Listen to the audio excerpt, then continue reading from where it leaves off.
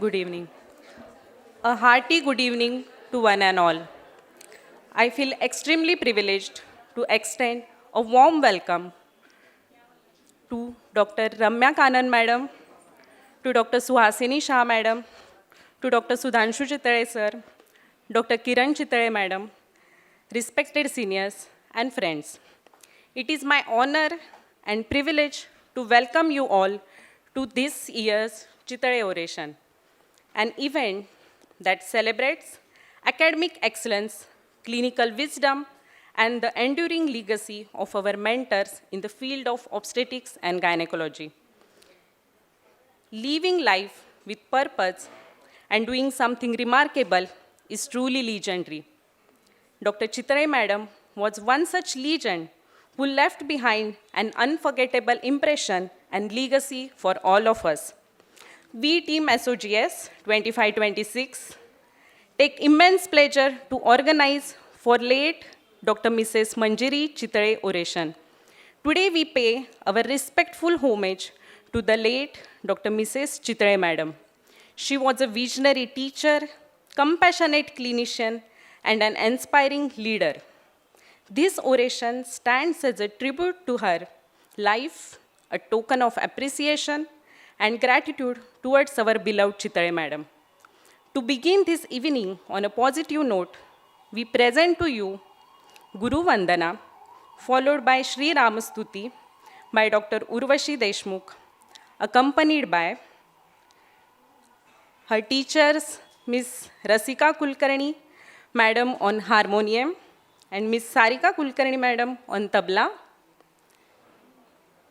They both are MA in music and they are the teachers of Swaradhas Sangeet Vidyalaya with many achievements to their name. We thank them both for joining us today. Without further delay, let's begin.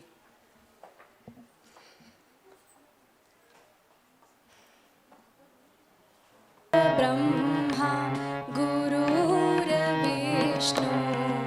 गुरुर्देवो महेश्वरा गुरुर्ब्रह्मा गुरुर्विष्णु गुरुर्देवो महेश्वरा गुरुर्साक्षात् परब्रह्मा तस्मै श्री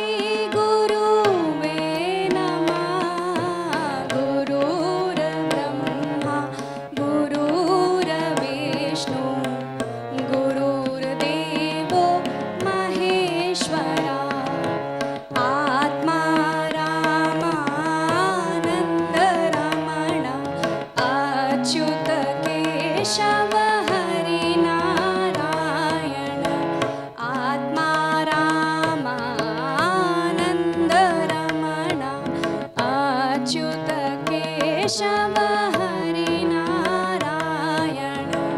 अविद्यानामन्तस्तिमिरामिहिरद्वीपनगिरे जगनं चैत्यन्नास्तम्भकं मन्त्रश्रुतिजहिरे अविद्यानामन्तस्तिमिरामिहिरद्वीपनगिरे जगनं चैत्यन्नास्तम्भकं मन्त्रश्रुतिजहिरे दरिद्रानां चिन्तामणि गुणनिका जन्म जलभू निमग्नानां दमस्त्रमिररिपुवराहस्य भवति दरिद्रानां चिन्तामणि गुणनिका जन्म जलभू निमग्नानां दमस्त्रमिररिपुवराहस्य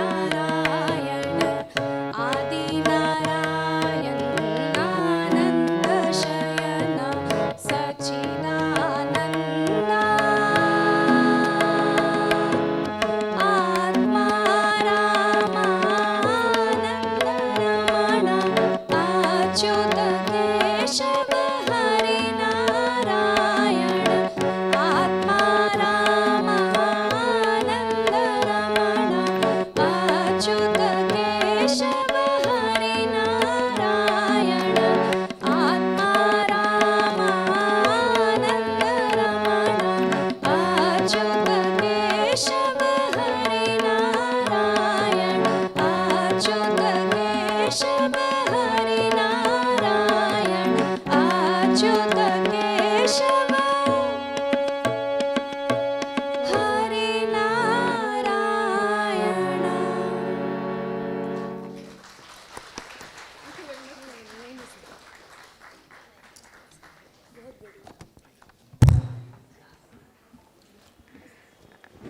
Thank you so much, Dr. Urvashi and her teachers for wonderful Guru Vandana.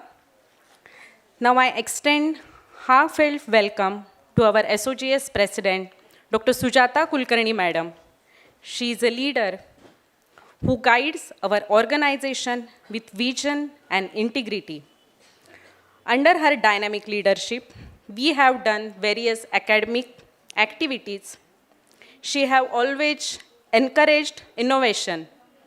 Madam have taken lots of effort for successfully organizing this oration. I request Dr. Sujata Madam to present the life sketch of late Dr. Mrs. Manjiri Chitale Madam. Her presentation would surely take us down the memory lane. Over to you, ma'am.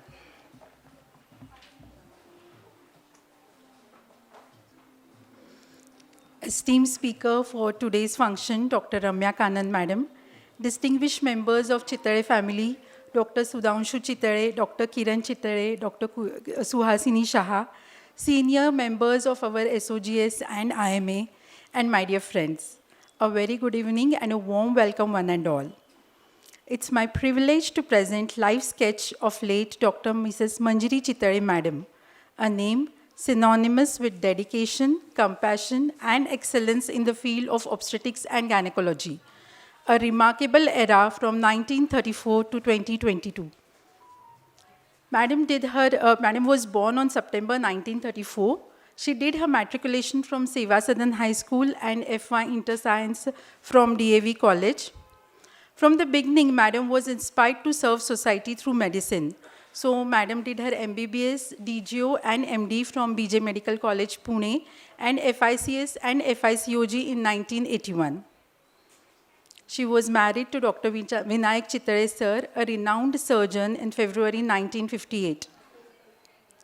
Before coming to Solapur, Madam worked at KEM Hospital at Pune and National Defense Academy, Khadakwasla, and in Solapur Clinic from 1963 to 1972.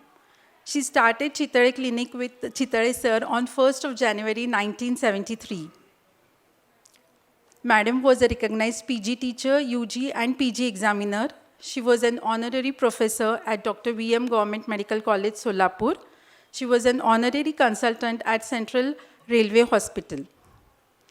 To continuously enhance her knowledge, Madam attended many conferences and presented papers, participated in various symposiums.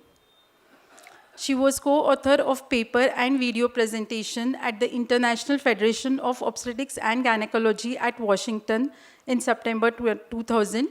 She published case report in Indian Journal of OBGY. She delivered informative talks on women's health in Marathi and English at social organizations and school. Apart from academics, Madam had written books in Marathi and English, मागे वळून पाहताना आणि भिंती पलीकडचा चीन. A Surgeon Speaks is the compilation of paper by Dr. Vinayak Chitale Sir. It speaks volumes about Sir's work. She inspired many students and helped them professionally and personally. It was a proud moment for Solapur to receive Best Society Award under guidance from Chitale Madam. She was a founder member of Solapur Obstetrics and Gynec Society, Vice President of SOGS and President of SOGS.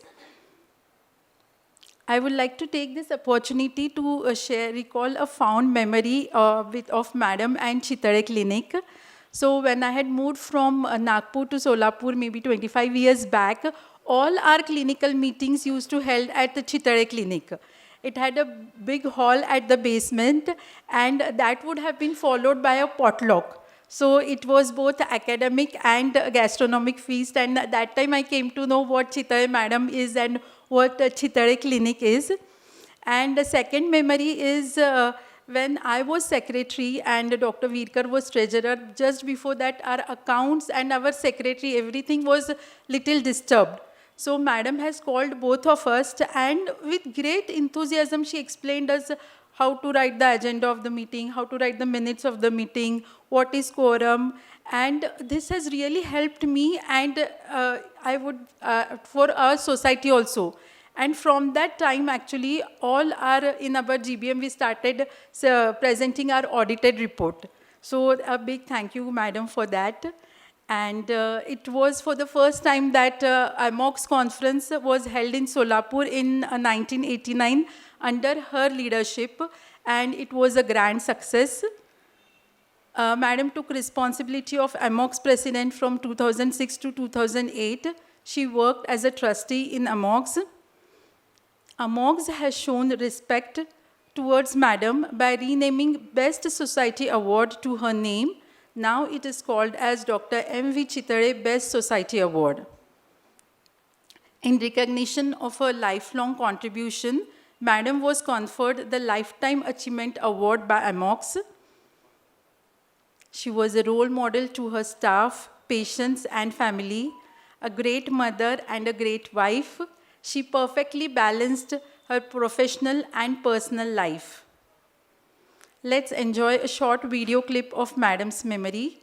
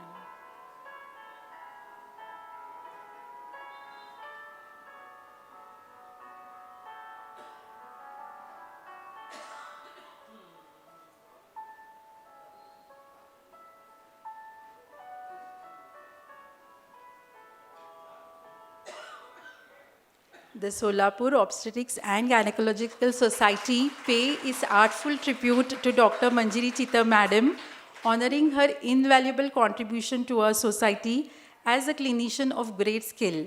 Her legacy will continue to inspire us always. Thank you.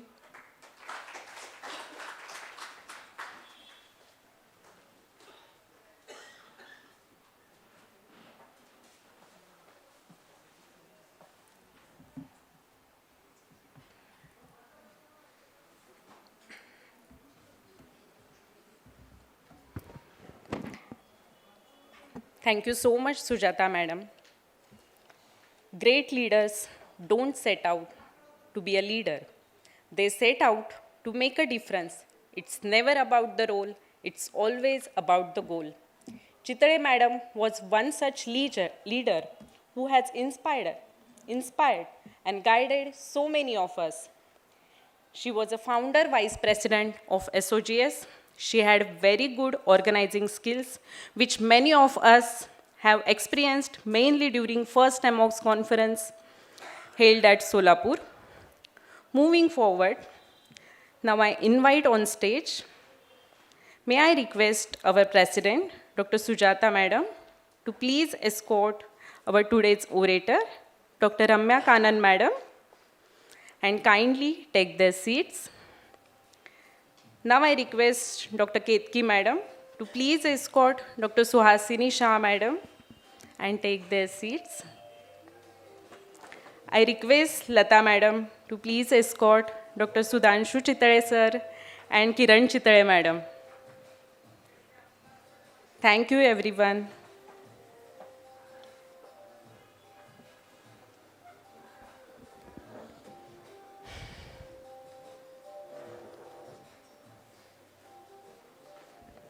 Before we begin today's oration, let us commence with a tradition of lighting of lamp that symbolizes knowledge, purity, and eternal pursuit of truth. The light that dispels the darkness, the wisdom that removes the ignorance, and inspiration that guides our thoughts and actions. May I request our esteemed dignitaries to kindly come forward for lamp lighting.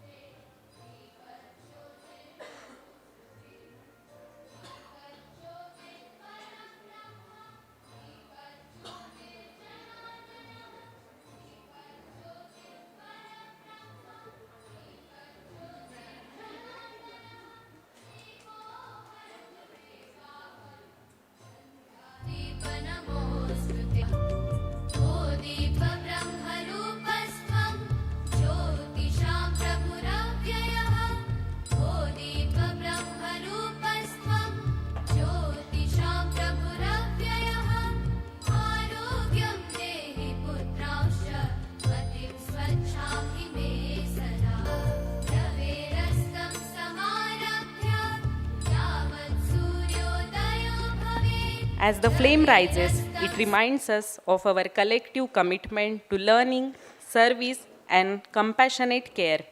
Thank you, everyone. May I now request Dr. Sudhanshu Chitale sir, Chitale madam's son, to say a few words about madam. He is a distinguished neurosurgeon based in London. It is heartwarming to see how he has carried forward her legacy. We are truly honored to have you, sir. Over to you, sir.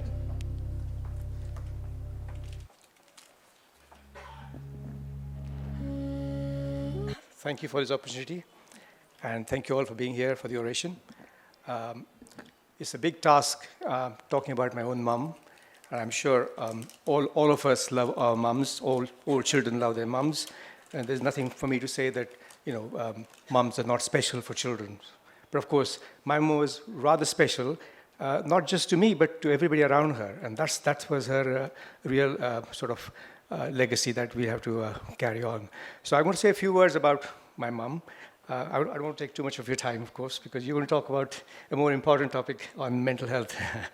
The first thing that I would say about my mum gave us all, I'm going to speak a bit hybrid Marathi and English, so as long as I don't upset you. The first thing that my mum gave us as children was quality time. Quality time is what we, as parents, fail to give our own children, including us. And we struggle to give quality time to our children.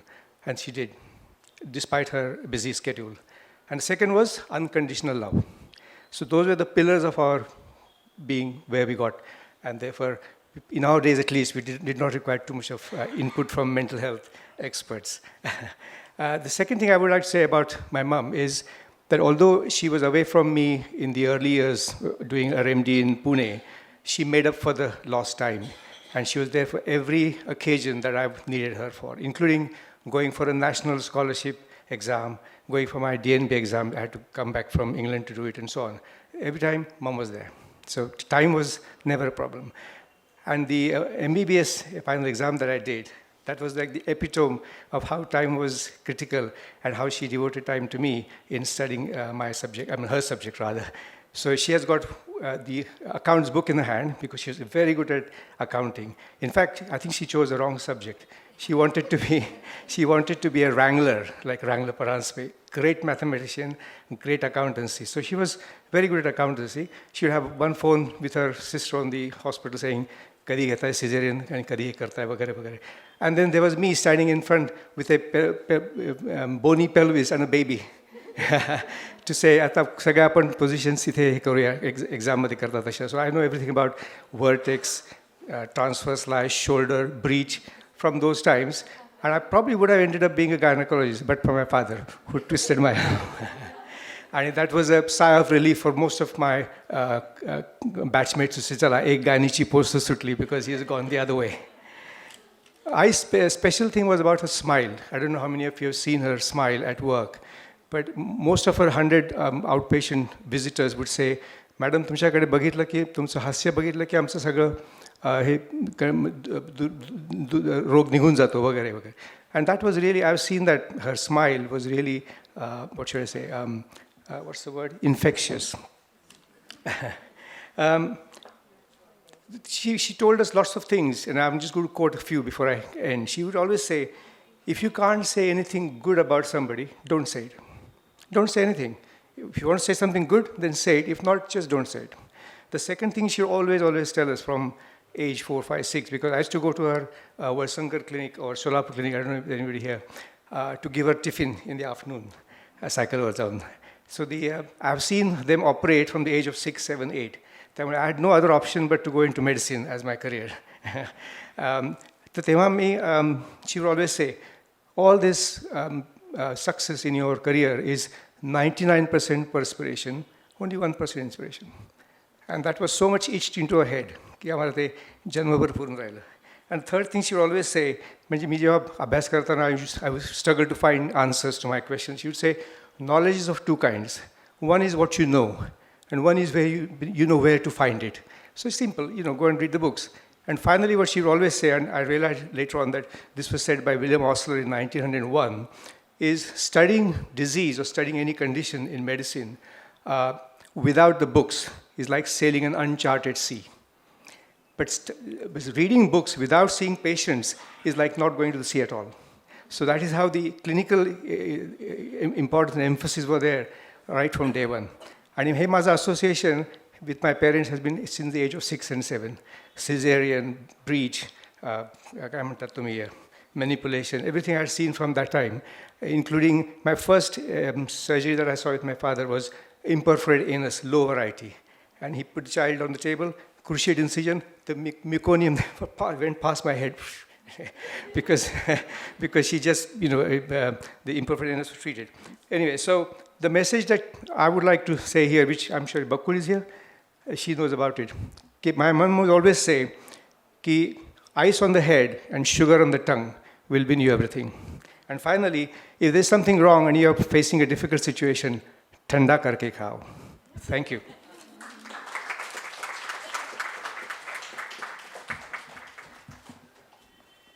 Thank you so much, sir, for sharing memories with us. Now I request our President, Dr. Sujata Kulkarni Madam, to please felicitate Dr. Sudhanshu Chitale, sir.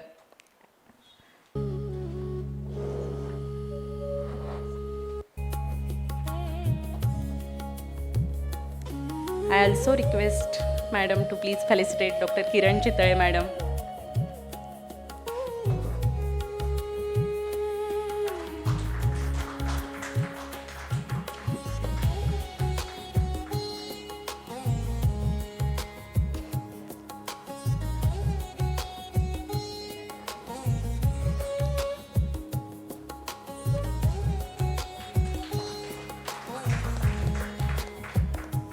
I request Sujata Madam to please felicitate Dr. Suhasini Shah Madam.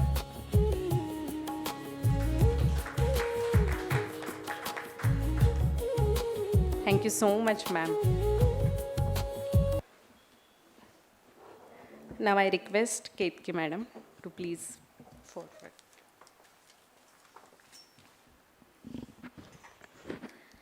Good evening, all. we, the President and office bearers of Solapur Obstetric and Gynecological Society, feel happy and honored to announce Lifetime Achievement Award to the senior member of our society for their valued contribution in the field of obstetrics and gynecology, Dr. Sampath Baldava, sir.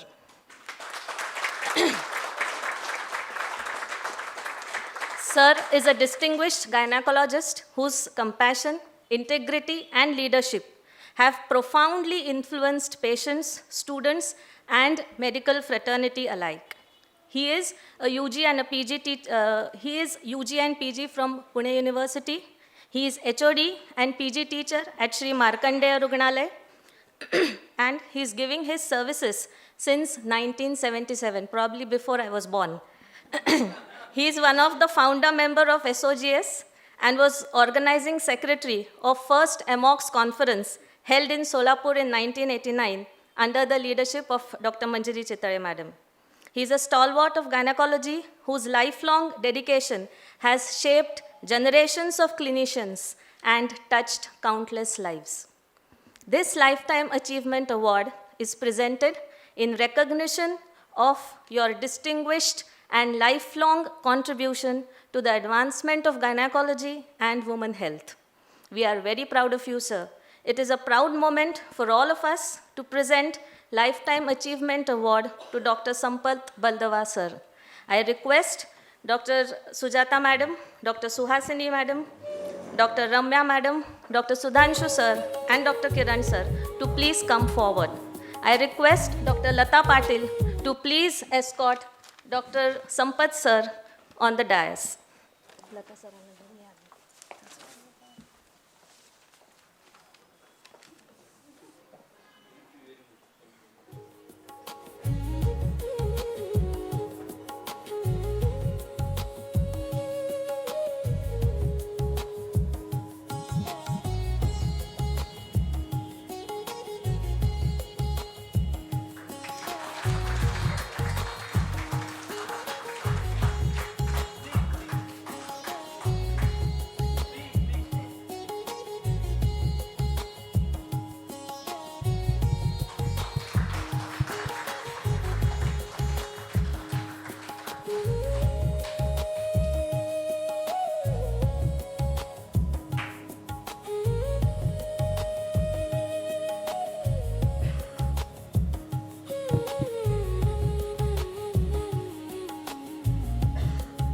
I would now read the citation with the permission of our President.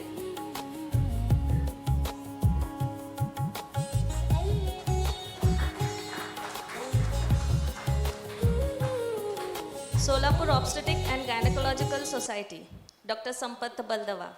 We, the President and members of SOGS, are honored and happy to present the Lifetime Achievement Award for the year 2026 to Dr. Sampath Baldava.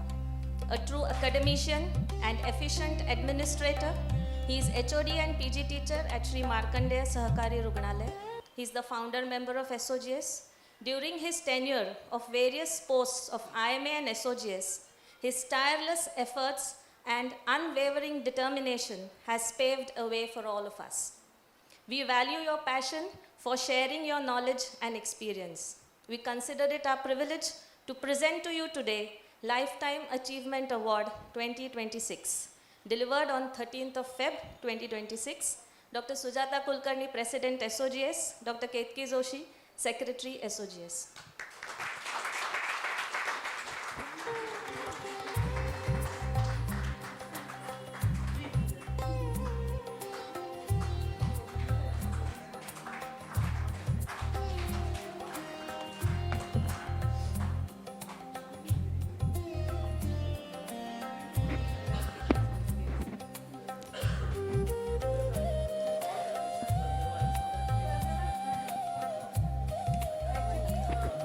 Dr. Baldava madam, please come on stage.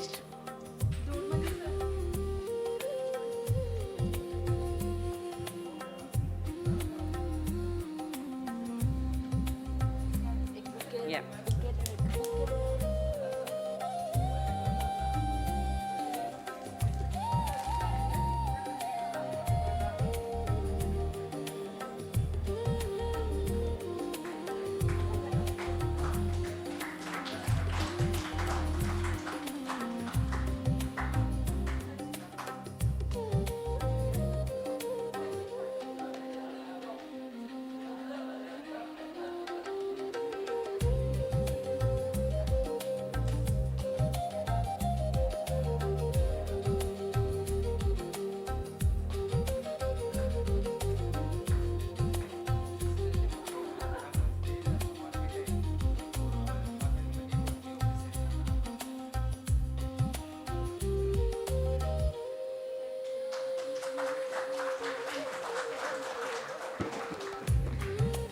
I request Dr. Baldava sir to say a few words. May I request all the dignitaries on the dais to please be seated with audience. Thank you very much for giving me nice introduction, but it is little bit exaggeration. At the outset, I am very, very thankful to President of our society, our members, Dr. Sudhanshu, Dr. Suhasini, Dr. Kiran, for giving me this prestigious award. Really, I am very, very much overwhelmed. In short, I am just going to talk about 50 years of my journey as an obstetrician gynecologist. Just those people, many people has helped me in this my journey. Just I want to summarize. How the time passed. This was I joined in 1976 and today is my photo. आजही लक्षात येत नाही की time कसं भरकन निघून गेलेलं आहे आणि आजही मागच्या दिवस गोष्टी आठवतात. I graduated and postgraduate from BJ Medical College. After getting MD, I just came to MR Medical College because I am from Gulbarga. Joined there as a lecturer. I worked there for near about 6 months, but I was not happy there because lot of politics and lot of resistance for male gynecologists there. Being I have been taught in the Solapur, I came to Solapur and thought about practicing. 50 years back in 1917, I started practicing in Solapur Cooperative Hospital. Respected late senior Dr. Valsankar sir and respected Gangadharji Kuch and president of Cooperative Hospital given me opportunity to develop the obstetric gynec department in newly constructed Cooperative Hospital with remuneration of 1,500 per month as a full-timer. Actually, I wanted to do the practice, so I had not thought about the money part. Cooperative Hospital was just built up there. It was just a very small hospital, 10-bedded hospital, near about 30-bedded hospital, 2 wards, 1 10-bedded special room, operation theatre and maternity ward. But as I wanted to practice, so I took that this challenge. It was a great responsibility for me as the obstetric gynec department was not developed at all. It was running OPD of 2 to 3 patients and hardly any admission. It was a challenge where I accepted.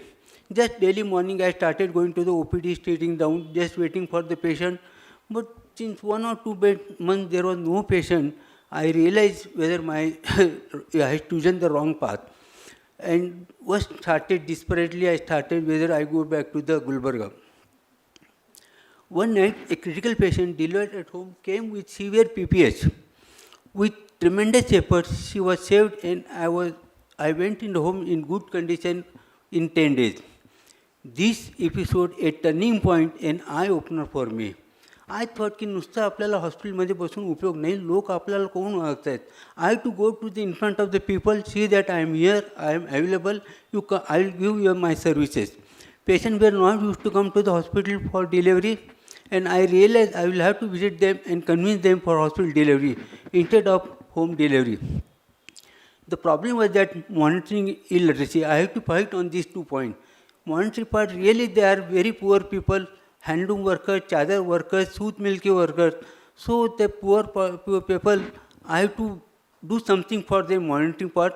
So I put up my all effort to the board of director and I requested them do the package of delivery. I just remember there were near about 200 or 300 rupees per delivery per day. That has helped a lot.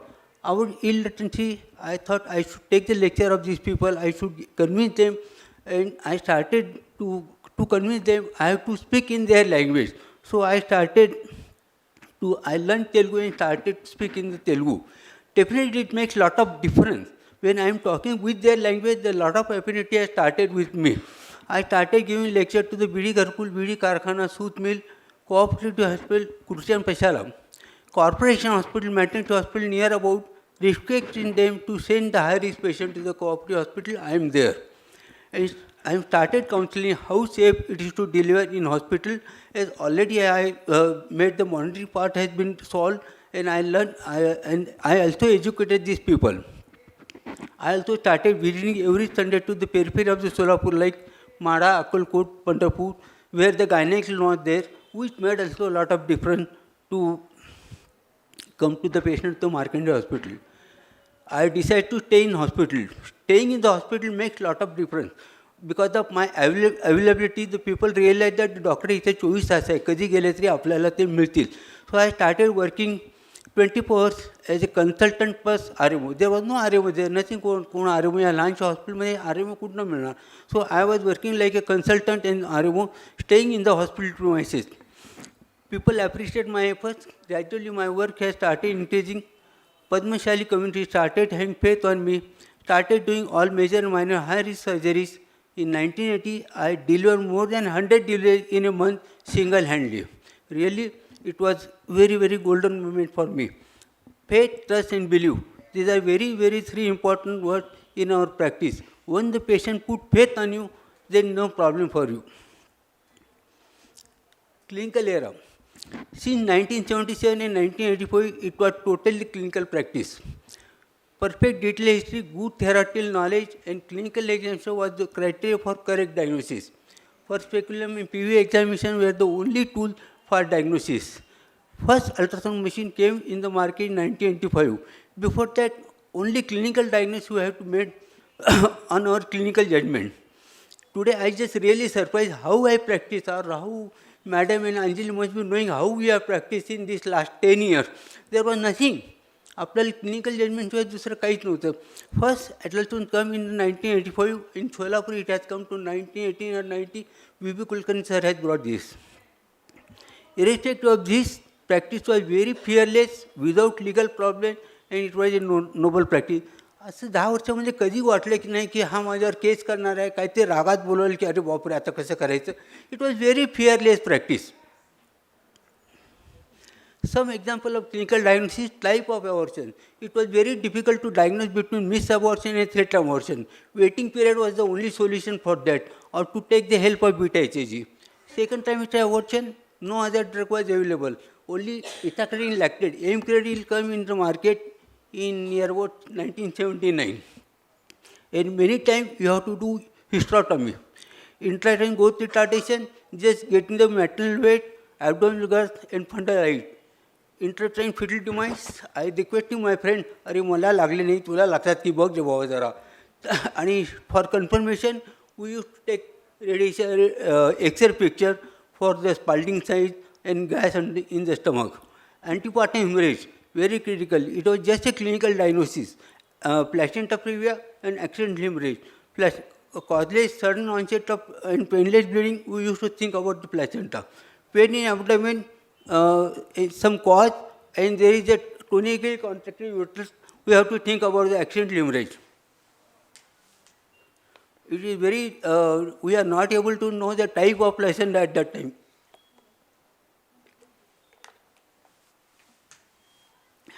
Ectopic pregnancy, very hardly we have diagnosed early gestational ectopic pregnancy. Already the tubal rupture and tubal abortion, when already hemoperitoneum has occurred, we are used to the diagnosis by Culldocian disease.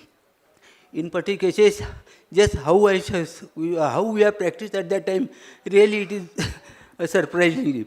To know the signs of ovulation, basal body temperature, cervical mucus, endometrial biopsy, or LS surge.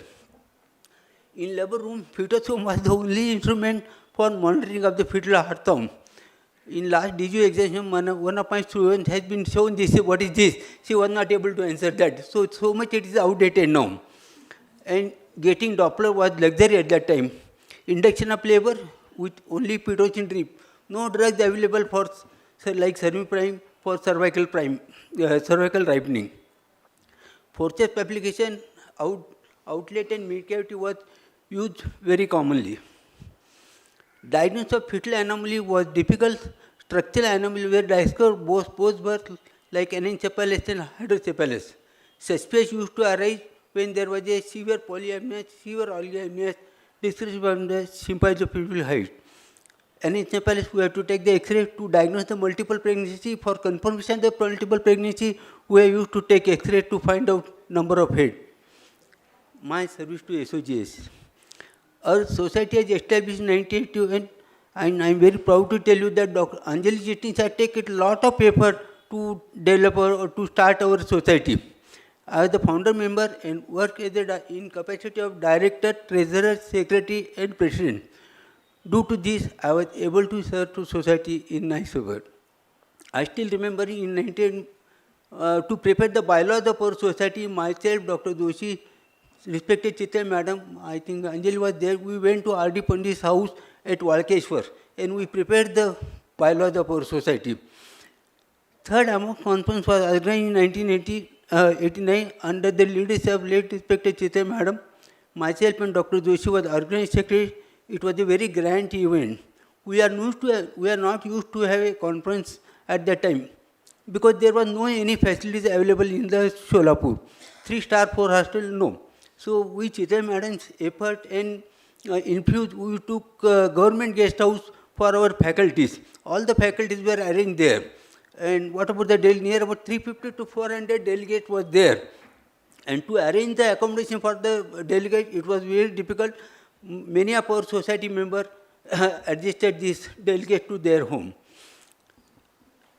And for this conference, Chitale madam had taken so much effort. All the staff of Chitale hospital was working day and night together for 10 or 15 days. And this conference was very, very grand success. Kiran, you must be knowing all this. Kiran was also the part of that event. And I still remember Kiran had done very beautiful rangoli in front of auditorium during our introduction. Am I right? And this conference was inaugurated by respected Sushrumaji Shinde and Dr. Banu Koyaji madam. She was the president of AMOX at that time. In 1984, I started my own 15-bed hospital in central Solapur. It was inaugurated by my mentor, Dr. Anjanelu sir. Markandeya Hospital upgraded in 1990. Fetal echocardiography, ultrasonography, history, laparoscopy instrument was brought there. Dr. Manik Guram had joined me during at that time, and we started operatively hysteroscopy, laparoscopy. All major radical surgery was being performed. I still remember Dr. Manik has started first laparoscopy hysterectomy in our Manjiri hospital. As a awareness program, many diagnostic camps have been taken, like cancer detection camp, infertility camp, anemia camp, under the guidance of Rotary Club and Markandeya Rugnalaya. With all this, my learning curve did not stop. I also started learning laparoscopy, hysteroscopy. I had taken training in the ultrasonography in KM Hospital, Mumbai, and started doing ultrasonography. Forceps application is my favorite. I used to apply mid-cavity and outlet forceps, which I learned from my mentor, Dr. Anjanelu sir. In 2004, PG training and DU and DNB started in Markandeya Hospital. Students from all over India started coming, which made us to learn new things, update our my knowledge. At present, we are 5 gynecologists working in Markandeya with lot of cooperation with each other and with respect to each other. We are practicing like a group practice. In 2012, Dr. Sachin and Dr. Pratibha joined me, and in Balda Hospital, our workload has been increased, so we thought to have building a new hospital with all facilities. S. Balda Neuroscience was been built up in inaugurated in 2018. We have got 50-bedded hospital under one roof. We started neurosurgery and obstetric department, infertility clinic, IVF center. As my Dr. Pratibha has taken special interest in the IVF, we have started IVF center, ultrasonography center, CT scan, MRI scan. This hospital was inaugurated by my very close friend, Dr. Sanjay Gupta. He was the past president of Foxy. Suresh Nair, he was the head of the Department of Neurosurgery, Trivandrum, and Vijay Kumarji Deshmukh. In these 50 years, I have presented many papers, attended national and international conference. I got the best paper award in AMOX conference in 2020 at Sambhaji Nagar. In 2024 in Hyderabad, AIG conference, I awarded FICOG degree. In these 50 years, I have practiced ethically and honestly. Monitoring gain was secondary to me, but patient satisfaction was my priority. Given very good service to my patient, in return, I got much more than my expectation. My hobbies: cricket, swimming, and traveling. I maintain my health by daily swimming. For last 40 years, I am going for swimming. Because of that, I have kept my health perfect. I feel age is just a number. When you are physically and mentally fit, do not think about retirement. You can reduce your responsibility. in the journey of 50 years, many of my friends and well-wishers helped me. Because of their good wishes and God blessing, my journey was very smooth. I am really indebted to them. My wife, Rekha Baldava, she was me within every moment of up and down. She has looked upon my family and my children who have been taught by her very, very nicely. And because of her teaching, my daughter, Dr. Rakhi Sarda, is gynecologist, well settled in the Latur. And as you know, Dr. Sachin Valdava, he is a well-known surgeon, neurosurgeon, he was practicing in Solapur. My mentor, late respected Dr. Anjanil sir, who taught me obstetrics, ethics and honesty. This was a very old picture when sir had come for inauguration and Dr. Rakhi was very, very small at that time. Late respected Dr. Vibhu Kulkarni sir for being father figure. Any difficulty, we used to go to the sir and talk a lot about this. Sir was also very happy when going, asking something, and when sir had brought ultrasound in 1989, he used to call me, Balda, ya baga kai, and he used to talk to such as. So I am really indebted to sir. Late Dr. Manjiri madam for being guiding light. कुठले काही difficulty असेल मॅडमला phone केला, madam जरा असा असा problem आहे असं वाटतोय, म्हणून येस आणि सॉफ्ट वर्डची यूज टू टॉक, असं करून बघा होईल, काळजी करू नका. It's very soft she use to talk us. This are the very joyful movement with respect to doctor Chitte madam. myself, Bahubali Joshi, Dr. Dormi were very close to madam, and some 15 or 20 days we used to go and lot of chit-chatting with respected Dr. Sardesh madam, brilliant academician, helpful college. Whenever my work of the cooperative hospital was over, I used to go to the gynec department asking madam very question which was been in difficulty. Madam used to solve this. My very close friend Dr. Bahubali Joshi and Dr. Ajit Kulkarni, we have worked together in so many places. Postage sling operation we did in combined. We have demonstrated Latur, we have demonstrated Mira, Sangli. As a group practice, we are just working. Any difficult situation, we used to come together and asking and solving this problem. Our friendship is like Krishna and Sudama, and not to exaggerate it, Krishna is Bahubali here. Dr. Ajit Gandhi helped me in difficult cases. When Dr. Ajit Gandhi started ultrasound clinic at Damani Shopping Complex, I used to go to there and I used to discuss my difficult cases. And Dr. Ajit Gandhi was guiding me, which has helped for me my clinical practice. Dr. Lakshmi Kankar, very, very close friend. He was neonatologist, good pediatrician. He was always with me in my all difficult and high risk pregnancy and difficult labor. He used to sit down along with me in labor room. And because of her neonatal resuscitation, my neonatal mortality in Markandev was very less. And that was the additional point to develop my maternity department. Dr. Arvind Vakade and late Dr. Birazdar, very close to me, both of them are very, very competent surgeon. Myself and Dr. Birazdar, we did a lot of damn cystectomy, very bold surgeon, very meticulous surgeon. Arvind is my classmate, he was always with me in difficult situations. I don't know how to describe Dr. Manik Gurram. Any difficult situation, just I used to call him, Manik, there is a problem. Just without any hesitation, he used to come. Now also Manik is the chairman at Cooperative Hospital, but he never dictated me. Always he asked me, sir, asa करायचं, asa department asa develop करायचं का. So I am very thankful to him.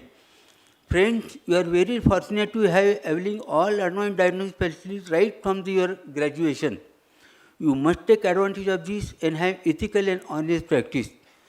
Group practice is today's scenario. You must start. It is possible to do group practice. Know your limitation. I feel it is very, very important. If you are not knowing anything, better to ask for a second opinion. What is harm in asking second opinion? But without knowing, doing something is really wrong. Follow discipline and devoted to your work and avoid shortcut. Everybody is a learner in the field of science forever. The day someone thinks that he knows everything, he becomes a menace to the society. Thank you.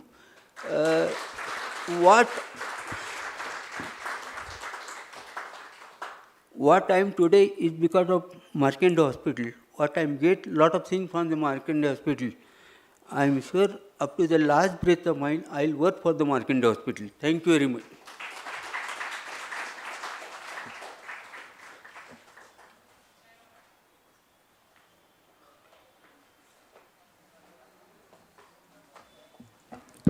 Thank you, Dr. Baldava sir.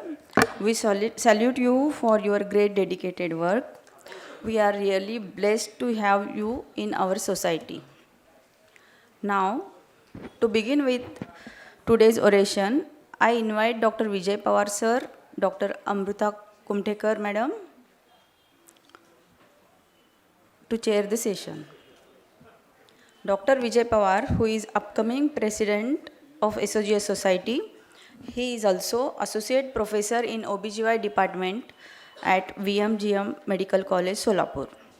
Dr. Amruta, Dr. Amruta Kumtekar, our past secretary and renowned gynecologist in Solapur.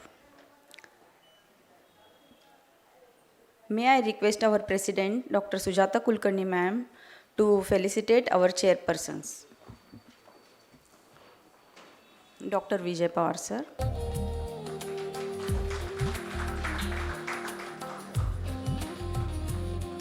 Dr. Amruta Kumtekar ma'am.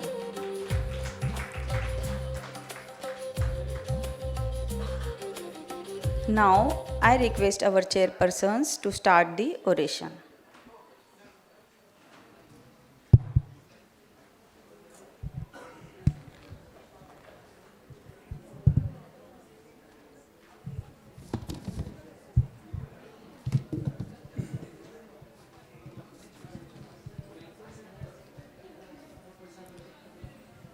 At the outset, I would like to thank the Solapur OBGY Gynec Society for allowing us to be the chairpersons for this prestigious Mrs. Manjiri Chitale Oration. A very good evening to all of the distinguished guests, members of the Solapur Obstetric Gynec Society, and my dear colleagues. It is profound honor to stand before you to introduce the orator for the late Dr. Manjiri Chitale Oration. This evening, we are going to address the cornerstone of our professional lives, that is mental health for medical professionals. Our guest speaker, Dr. Ramya Kannan, possesses a rare interdisciplinary background.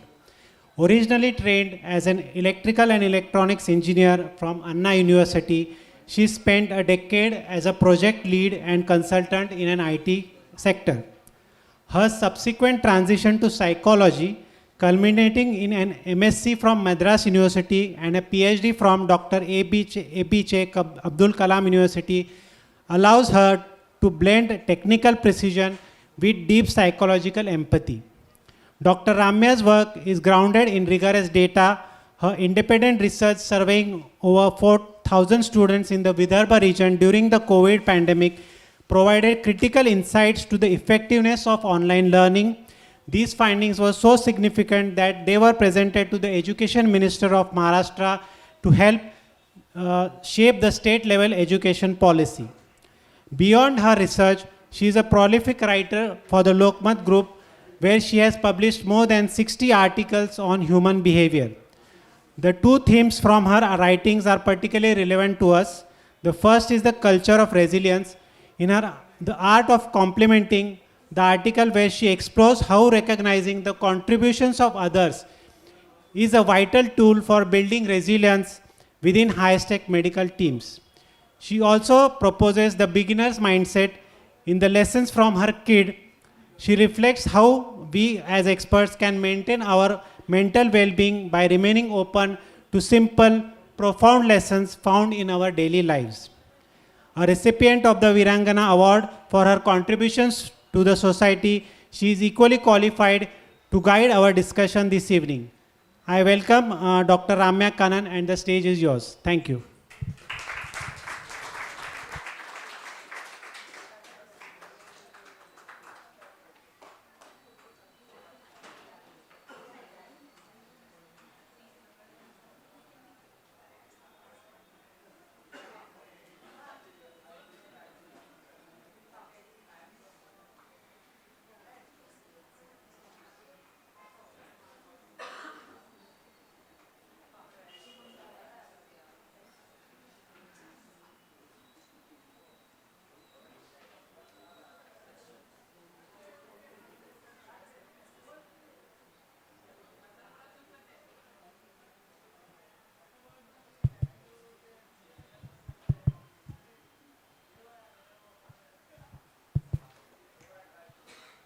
Good evening, everybody. Thank you so much for that lovely introduction.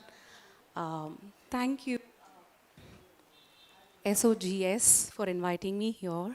Thank you so much, Chitale family. It's so inspiring to hear about your mom's contribution. I wish I had met her. The compassion really shows from her. And congratulations, sir, for the Lifetime Award. Such an inspiring story yours is. And it's such an honor for me to be present here in this room with all of you professionals. You know, the professionals that hold life in your hands, literally. And you know, this is a group that I feel you experience extreme, extraordinary emotions. There's one side, there is hope, there's anticipation, there is joy about the birth, and sometimes there's also pain, suffering, right? And it can happen on a single day. Yeah. If I can ask you, how many of you have encountered this? You've gone from beautiful delivery celebration to emergency surgery, immediately straight. Raise your hands. All of you. Wow. And when you enter these moments of uncertainty, you're supposed to be this calm, composed, clinical, strong person, right? You're supposed to be holding it for everybody. But the question that often goes unasked is, who's holding you in those moments? And if I also can ask you this, every day when you go home, how many of you carry back some of the cases back home in your minds? Raise your hands. I thought so. So today we're going to be exploring something that rarely gets addressed in medical training, which is what is the impact of, what is the psychological, what is the somatic impact of being an obstetrician, gynecologist in today's world? And who is going to be, or how are we going to be caring for the caregivers? Yeah. I'm Dr. Ramya. It feels like an imposter moment, being the doctorate among the doctors. But I'm going to remind myself that we're all working towards building the wellness of the society in our own different ways.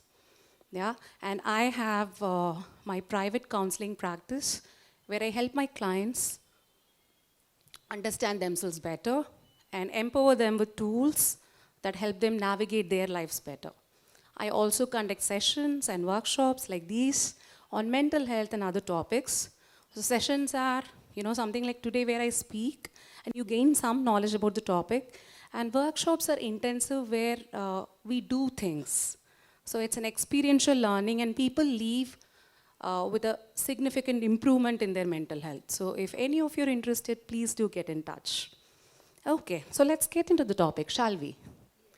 And if you would want, maybe you can move over here, so it's fine? Okay, all right. Can you be my, yeah, thank you. So what is mental health? The World Health Organization defines mental health as a state of well-being in which every individual can realize their potential, can deal with strong normal stresses of life, can communicate significantly to their society or, you know, to the community they are in. Now you have on the two sides. So let me ask this question before we move further. How many of us have no physical illnesses? Like no BP, no diabetes, no autoimmune? Raise your hands. It's a good thing, right? So you can go all the way up and raise your hands nicely. That's good. So does it guarantee that we have optimal physical health? Just because you've not been diagnosed with a physical illness, does it guarantee very good physical health? No.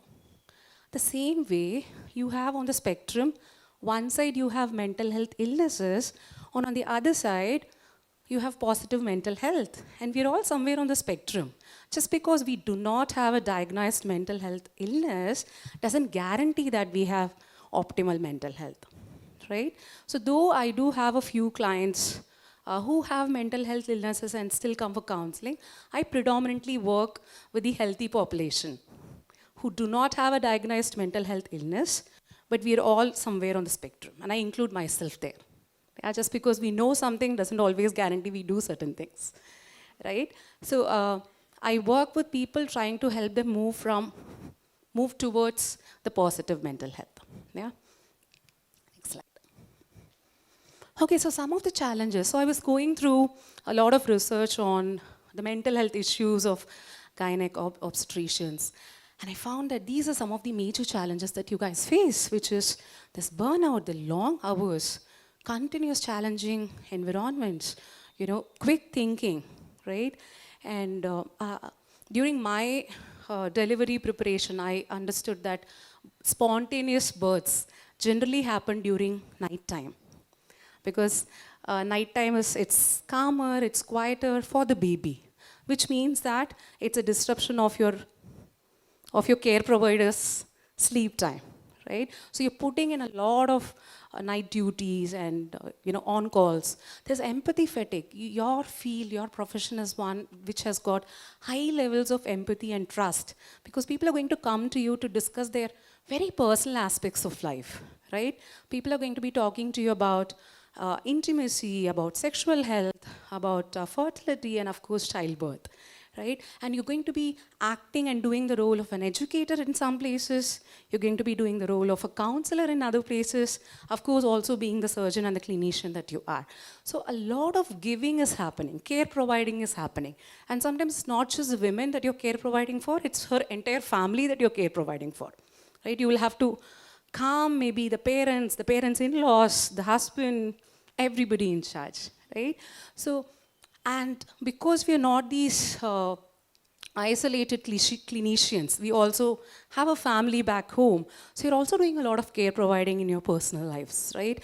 So if your cup is not full, then this is going to result in empathy fatigue, which means you could develop empathy disattachment, or you could develop emotional numbness. In some cases, people can even develop a wariness towards heavy duty cases. Yeah?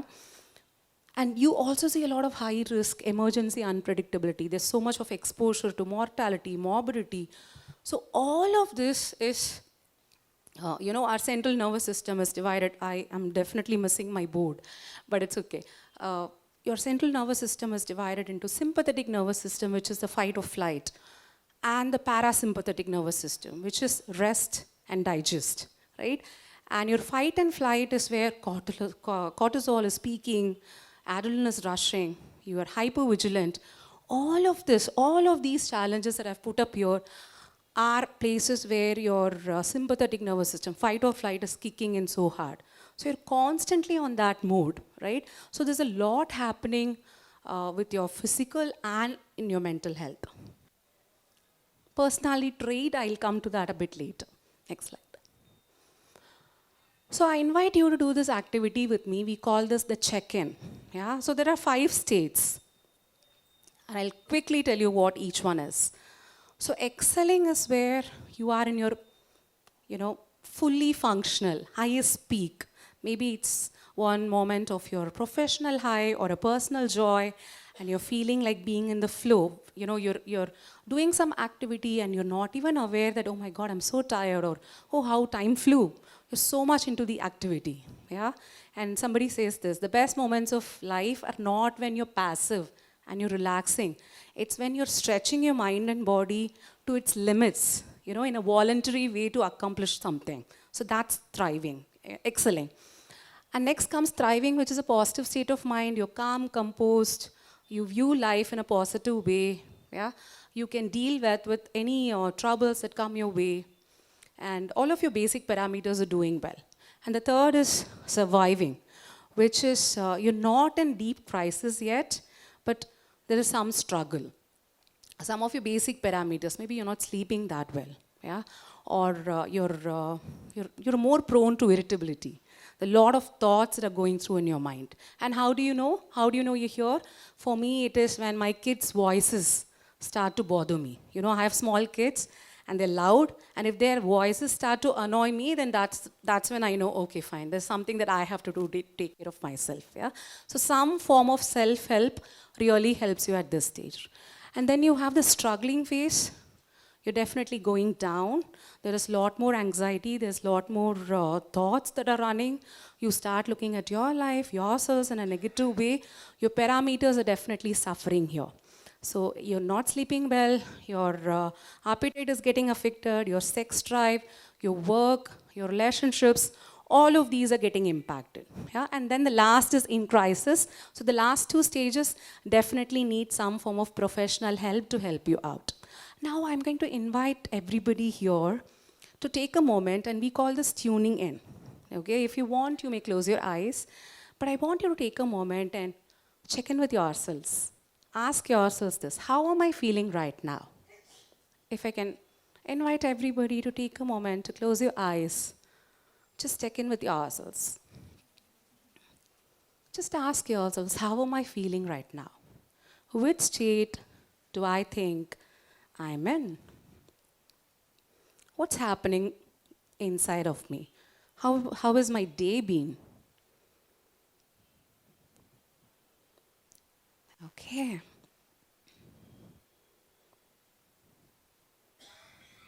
And let's be honest with our answers. Acknowledgement is the first step. Okay, so how many people who say, I'm excelling? Okay, I'm thriving people. I'm doing very well, very good. I'm surviving, life is going on, chal raha hai. How many of us? Come on, we're here to work on our mental health.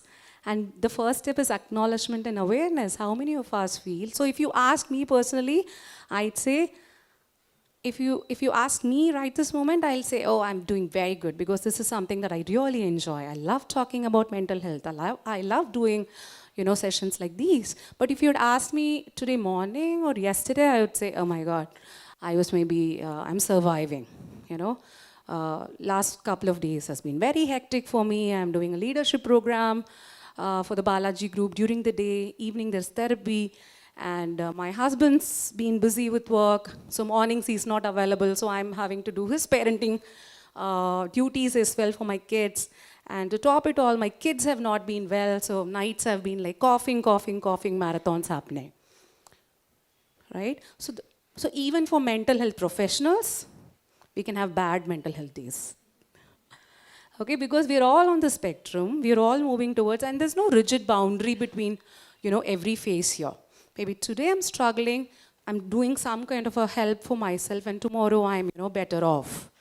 Or maybe I'm taking some help towards myself. How many of you feel that, okay, I need help? Yes, my basic parameters are affected. I definitely have to reach out and get some form of professional help. Because there's a lot of also taboo associated towards reaching out, which we'll be discussing shortly. Yeah? And this check-in, right, especially for high-stake professionals like all of you, I would say at least have 3 to 4 times of check-ins during the day, where you just, maybe it's very chaotic out there at the clinic, but still try to tune, and it just takes hardly a moment or two for you to tune in and ask yourselves, how am I feeling right now? What's happening inside? Yeah? And what this does is, it does 2 things. The first question that you have to ask is, how am I feeling? What's happening? Okay, my inside world, how is it? The second question is, what is the one thing maybe that I can do to help myself in this moment? Right? And maybe it could be something like, the answers could be something like, I just need hydration. Or maybe you're thinking, oh, I have to definitely take a bathroom visit. Or maybe it's also something like the word or the tone that person used. Oh, that was not good, that was not right, it's bothering me. It's coming up to you, right? And why are check-ins very important? It's important because it allows you not to pent up, not to bottle up those emotions inside. Yeah? And even if it's something like, the answer is, oh, I just need 8 hours of sleep, which maybe is the answer for a lot of you. But, and you say that, oh, I need sleep, but I can't afford to sleep right now. I can't do that right now. What it helps is, it helps you to acknowledge yourselves, right? It's like asking you, it's like, when I told about my struggling things, it's like acknowledging myself, okay, I see you, I hear you, I understand there's been a lot happening with you. Okay, I see that. I'm going to try and see how I can help you best, right? That acknowledgement in itself takes a lot of load off the plate, and you're automatically feeling more in control of your life and in your situation, because low mental health is equal to low control of your life, right? So these check-ins, please, I would encourage all of you to start doing more of these check-ins during your day. So what are some of the things? It's a 6-hour content, so I'm going to be trying to, crisp it to 45 minutes. Yeah, next slide. So the foundations of physical health and the foundations of a good mental health are the same. Okay, so physical health, what do we need? What are the 3 pillars? Doctors, come on. Exercise, diet, sleep, yes. So I don't need to tell you people about what are the good foundations, but I'm just going to look at it from a mental health perspective, right? So whenever we speak about the first thing, which is nutrition, we're always looking at what are we eating? What are we eating? How healthy is the food that we are eating? But how many of us are looking at how are we eating? Right? Maybe you have a beautiful, beautiful, breakfast plate, which is like filled with healthy food. And then you're opening the newspaper along with your breakfast. And what is the newspaper filled with? There's news of crime. There's news of, accidents. There's news of war. And what is the feeling that is getting generated inside of your system? It is of hopelessness. It is this feeling that, oh my God, the world that I'm living in is not a good place to be.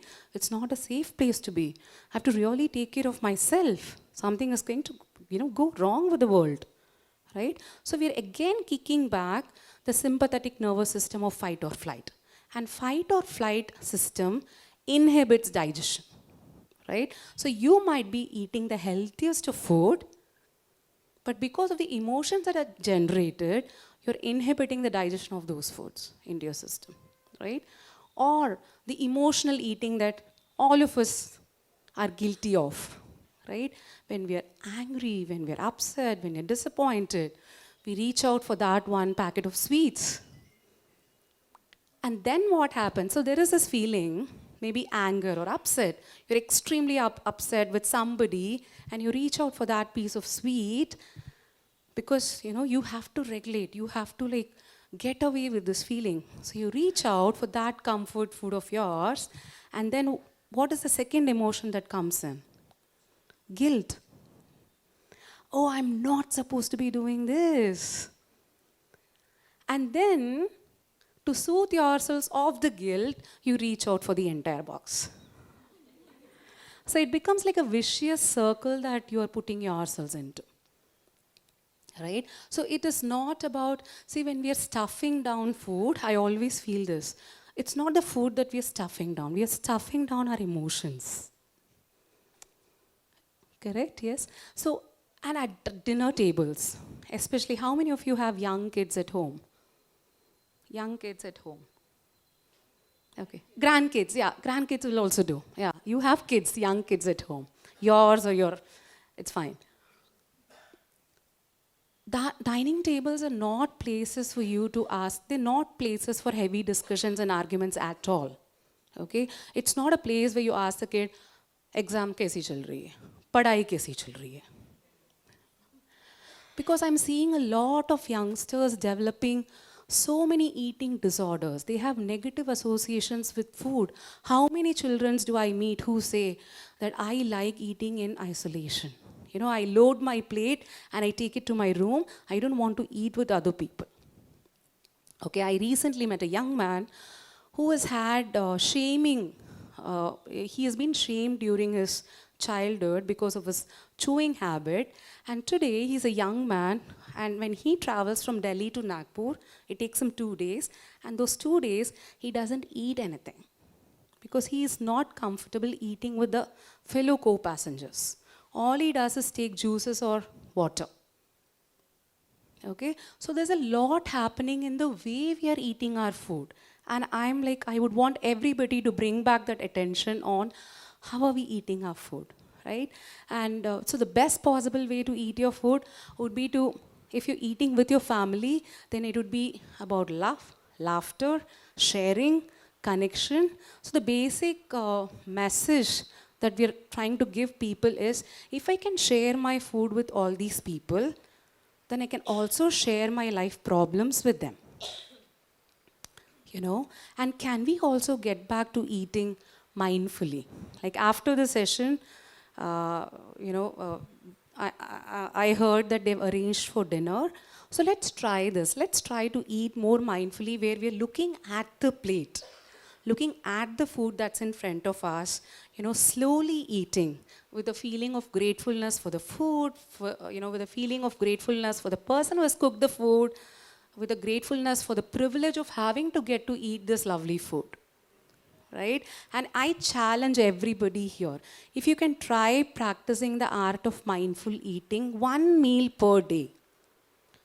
Okay, just 1 meal, try this, wherein you're not being distracted, we're not eating emotionally, where we're not having heavy discussions, we're only enjoying food for what it is. It's going to change so many things in your other aspects of life. All right. The second thing, which is sleep. Okay. Uh, sleep is, I feel, it's the most underrated elements of the three pillars, because I feel it's not something that can be packaged and commodified and sold. So there's not so much hype about sleep as much as it is about nutrition, right? And any time we have too many things to do in less time, what gets compromised? It's our sleep. Okay, but it's the greatest indicator of your mental health. Anybody comes to me, the top 3 questions that I'm asking them, one of them is definitely on how are you sleeping? Because your mind is not okay, you're overthinking, there are too many thoughts that are running in your mind, you're not going to be able to sleep well, despite how much ever your body is tired. Correct? And that's the tricky part. Your mind is not good, you're not sleeping well. Because you're not sleeping well, your mental health further worsens. And it's a chakra that we are never able to get out of. So what can be done to improve our sleep? How many of you can hit the bed within 5-10 minutes? Be asleep. Raise your hands. I don't even then have to talk about sleep. Okay, nearly half of you, which is good, good number. Yeah, bedtime routines. Routines definitely help with respect to, getting better sleep. And the reason is it does 2 things. One, you're working, right? You're working in your clinic and then you've moved yourselves to home. And the reason why you're saying this, you're physically moved, but mentally you're still carrying a lot of thoughts from work, right? So these routines help you create a transition between work and your personal life. When you're doing like maybe a walk, a bath, a book, some meditation, and then sleep, it's like time for you to process everything that happened today and then finally wind up at sleep. That's the number 1 benefit of having a routine. Number 2, you're training your body. You're training your body to say, okay, this person, I know what Ramya is going to do now. Okay, she's doing her bath. Next she'll do this. Next she'll do this. And next I have to sleep. So your body is trained. So on those days, bad mental health days, even if your mind is turning, your body will somehow drag your mind to go to sleep. And tomorrow when you wake up, your mental health is definitely improved. Okay, so try please putting in some kind of a routine to your bedtime. Have a ritual around it. All right. The third thing is, though it says exercise, I'd like to call it movement, because exercise sounds like punishment. From a mental health perspective, 3 things about movement. 1, it has to be throughout the day. Instead of just doing 1 hour of heavy exercise in the morning and then just sitting in the seat, from a mental health perspective, it's good to be moving your body every now and then. all right? So maybe after 2 patients, you can just get up, go around, and then come back to your seat. Yeah. The second thing, it has to be enjoyable. You have to pick a moment that you really enjoy. If gym is not for you and you're like, oh my God, I hate it, I don't want to go, chances are you're not going to be consistent with it. Right? And we need moment where you're consistent. So there's a positive association between how you feel about that moment and the moment itself. That's important. Number 3, different variations in movement. So if you just like one thing, don't just stick with it. Incorporate different types of movements. Like Sir said, he's into swimming. Swimming is so good for your mental health. And we also have different type of movements for different mental health issues. Like if it's anger, then the good movement would be, very high, very fast, rigorous. So maybe a HIIT would help you with anger. Or if it's anxiety, then slow, rhythmic, relaxed movement like dancing, walking, repetitive. Swimming is good for anxiety. If it's overthinking, for overthinking, the good thing would be stretches because you're bringing in more awareness to your body parts. That's going to help you calm your brain. Yeah? So incorporate different types of movements into your routine. And what would be the 4th pillar? Any guesses? I wouldn't. Okay, so this 4th pillar is an anti. It's actually not a pillar to good health. Careful use of it. We have to be wary about this one. Which is it? It's detrimental to good health. Gadgets, technology. So I do something called the Technology De-Addiction Program for college students, and I can go on and on about this. But the only thing that I want to tell you is we have so normalized overstimulation in today's life. Taking your phones to the bathrooms has become so normal. Listening to podcasts, when you're walking, listening to music when you're doing some chores. Ideally, independently, none of these activities are bad. But what are we doing to our minds? We are telling that mind, you can never be free. Anytime you're putting yourselves to a screen usage, it is still low-grade fight or flight. Right? It's your sympathetic system which is on. So you're telling yourself that, no, you have to be doing something with your mind. So your brain is constantly on. It is like, having so many tabs open on your laptop. The engineer in me is coming out now. So you're having multiple tabs open, and maybe you're just using one, but everything is running in the background, right? What happens? Your laptop gets heated up. The same thing happens with our brains. So what can we do with respect to usage of technology? Of course, we cannot go to simpler times, though we wish we could.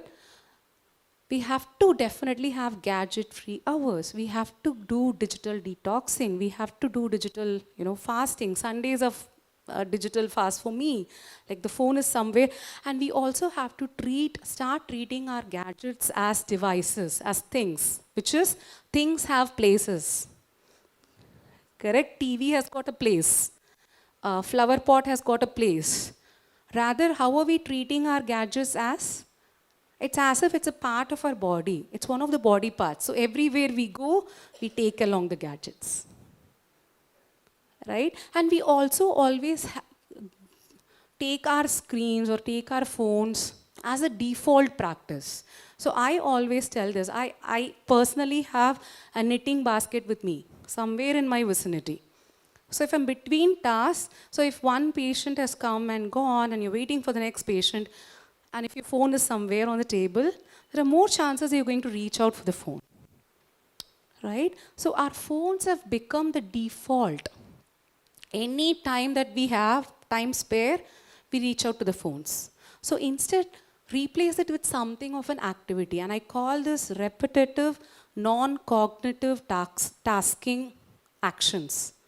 I know it sounds tricky, but it's those things where, you are continuously, there's a repetitive motion from your body, things like household chores like mopping. We are repetitively doing something, not involving so much of cognition. Yes, and what have we done? We have outsourced all of those chores. it's not intelligent enough for me to do, right? But things like grinding something, with your hand, or cutting vegetables, repetitive, there's a rhythm to what you're doing. Knitting, crochet. There is this amazing British player, I forgot his name, and he's a diver, and during Olympics, after his game is done, he'll knit. He even has a page on Instagram for it. Right? Why? Because when you indulge in activities that are repetitive, but they are non-cognition tasking, then it's very good for your mental health. You're using your mind, you're using your body, but you're not taxing your minds. So take up one activity. And if there are men in the room, and if you can take up one activity, one of your household chores, along with your mental health, you're also going to be getting brownie points from the wife. Right? So indulge in one activity like this per day, because it easily negates the effects of technology that it's having on our mental health. Next slide. Emotional regulation. Oh God. If we could teach just this one skill, at schools, at colleges, I think we'll be a much better society. Right? Ours is a society which is like, we will talk about what is happening in other places, what's happening in other houses, in my neighbor's place. We'll talk about politics, we'll talk about movies, we'll talk about stars, but we will never talk about our emotions. Yes? And this segregation of positive emotions and negative emotions, I'm not even for it. I feel that all emotions are emotions.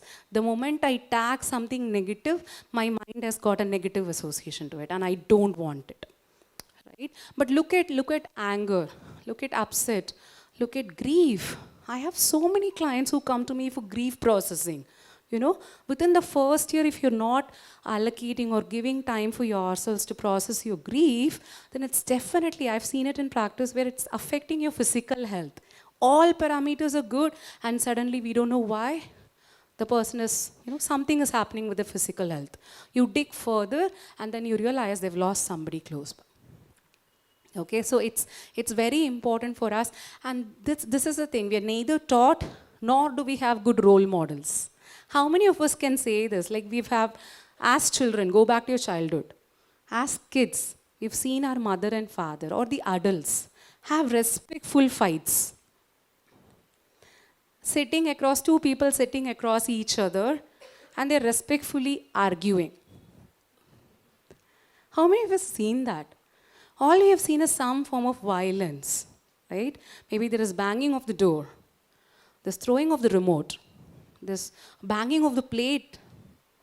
All of these are forms of violence. Yes, maybe we're not doing physical harm, but the underlying message that's given is, if this can happen to the remote, it can happen to anybody. Right? It's invoking some fear in the onlooker. Yeah? Or the other way we deal with it is silence. Nobody talks. Then we know that, kuch to problem hai. Or sometimes there is silence after the violence. This is what we grew up looking at. So we've never had good role models who showed us how do we talk about our emotions? How do we deal with emotions that are not feeling comfortable to us? Right? So we have to definitely cultivate. Number one, we have to learn how do we regulate ourselves when our emotions are high. That's number one. Number two, most of us have some unresolved emotions within us. Maybe something from the past, an incident that happened from the past. But you can still think about it, and it makes you feel so emotional even right to this moment. Some word, you lost somebody. It could just be a small word, but then it still lingers on your mind. And you feel like, okay, the more we push it under the carpet, the more we suppress it, it's going to go away. It doesn't go away. It festers on. And all of this accumulate and becomes like an emotional baggage that's just pulling us down. Doesn't allow us to live freely. Definitely impacting our mental health. Yeah. So today, as I speak about all this, and some event is coming up in your mind right now as we speak about this, Try and see if you can address it. We're lacking that, the thing that we lack is the inability to sit with feelings and emotions that are not comfortable to us. We have to develop that.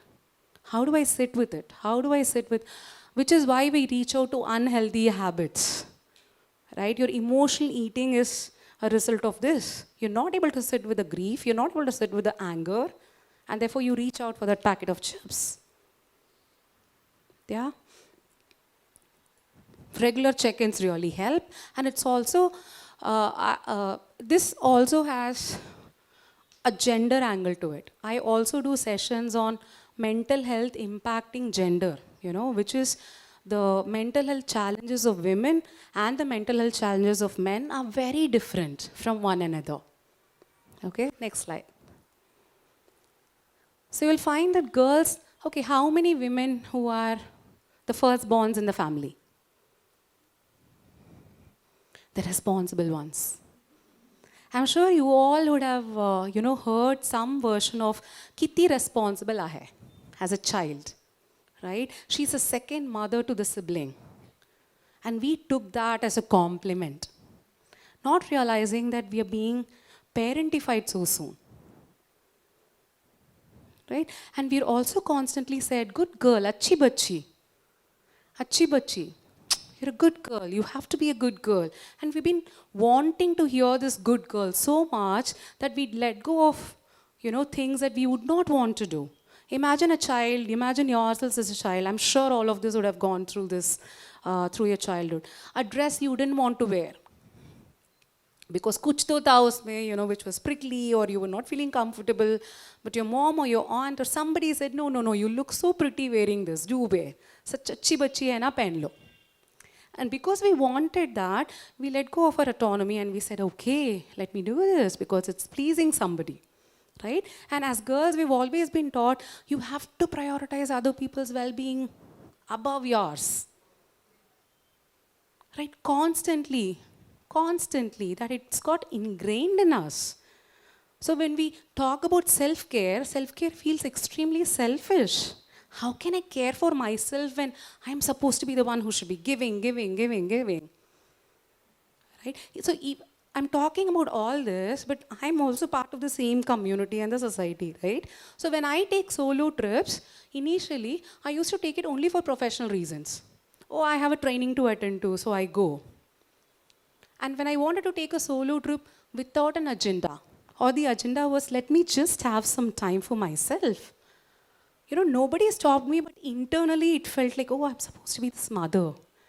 Two children waiting for me at home. How am I supposed to be taking off like that? That's not good. I'm not being a good girl. Right? We face these battles day in and day out. Like today I left home my daughter who said, Mama, please don't go. And as I stepped out, that mommy guilt was killing inside me. I also knew that, no, it's okay. She's going to be fine. There's another parent, It takes two people to produce a child. So there's another parent who is going to be doing that duty. She's going to be fine. All I have to do is just walk out and she's going to be fine. But still, all the time that it took for me to reach here, I was like, oh my God. We're dealing with this because that's the conditioning that the society has given us. Right? Especially as working women, we see this day in and day out. You're doing too many things all at once. Every Women's Day, we get this photo that I have absolutely come to hate. This one lady and she's got multiple hands. Right? There is a laptop, there is a presentation, there is a baby, there is a bartan. I'm like, no, we don't have so many hands. And no, if somebody is doing all that, they're definitely not smiling. Right? We grew up looking at, our mothers, our grandmothers, our aunts, our neighbors, and thinking that yehi karna chahiye. This is how we have to be. Like, we have to cater to everybody. But we did not see the kind of anger or the tiredness or how resentful it made these women. Right? So there's definitely a gender angle to it. And coming to men, the reason why I always talk about this is patriarchy is bad for both genders.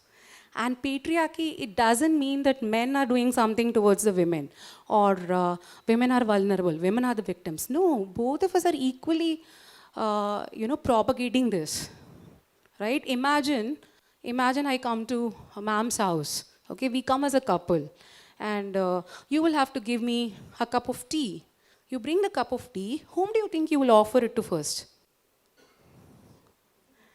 It's the woman who is coming up with a cup of tea, yet when she sees a man and a wife, she'll go to the man first. So we're equally culpable of patriarchy, each of us. Because we've internalized it, we're also part of the same society that conditioned us. Right? So it's going to take constant education, constant inner work, as I call it, to unlearn these practices. So most of my workshops, I tell people, you're not coming here to learn. You're coming here to unlearn a lot of things. Right? And for the man, it is always, you have to be strong. You have to hold it together. Men are that much more reluctant to come seeking help. Why? Because how can I need help? I am supposed to be this person who is strong, who is a problem solver. How can I have mental health issues? I have clients who are, I had a boy, a young man now, but when he was a small boy, he was so scared of darkness. Isn't it normal for kids to be afraid of darkness? But the father thought that's so unlike of being a man, being a boy. So he took this boy, he made him stand in the backyard, which was absolutely dark, for 1 hour straight. And it's traumatized this boy till today. And even today, as a young man, he cannot sleep without the lights on. Okay? Another example. A young boy loses his father and he's crying because he's lost his father. Right? And people have come to me and said, "Bacha, aapko rona nahi hai. You have to be strong. You have to be strong for your mother." So patriarchy is bad for men as well.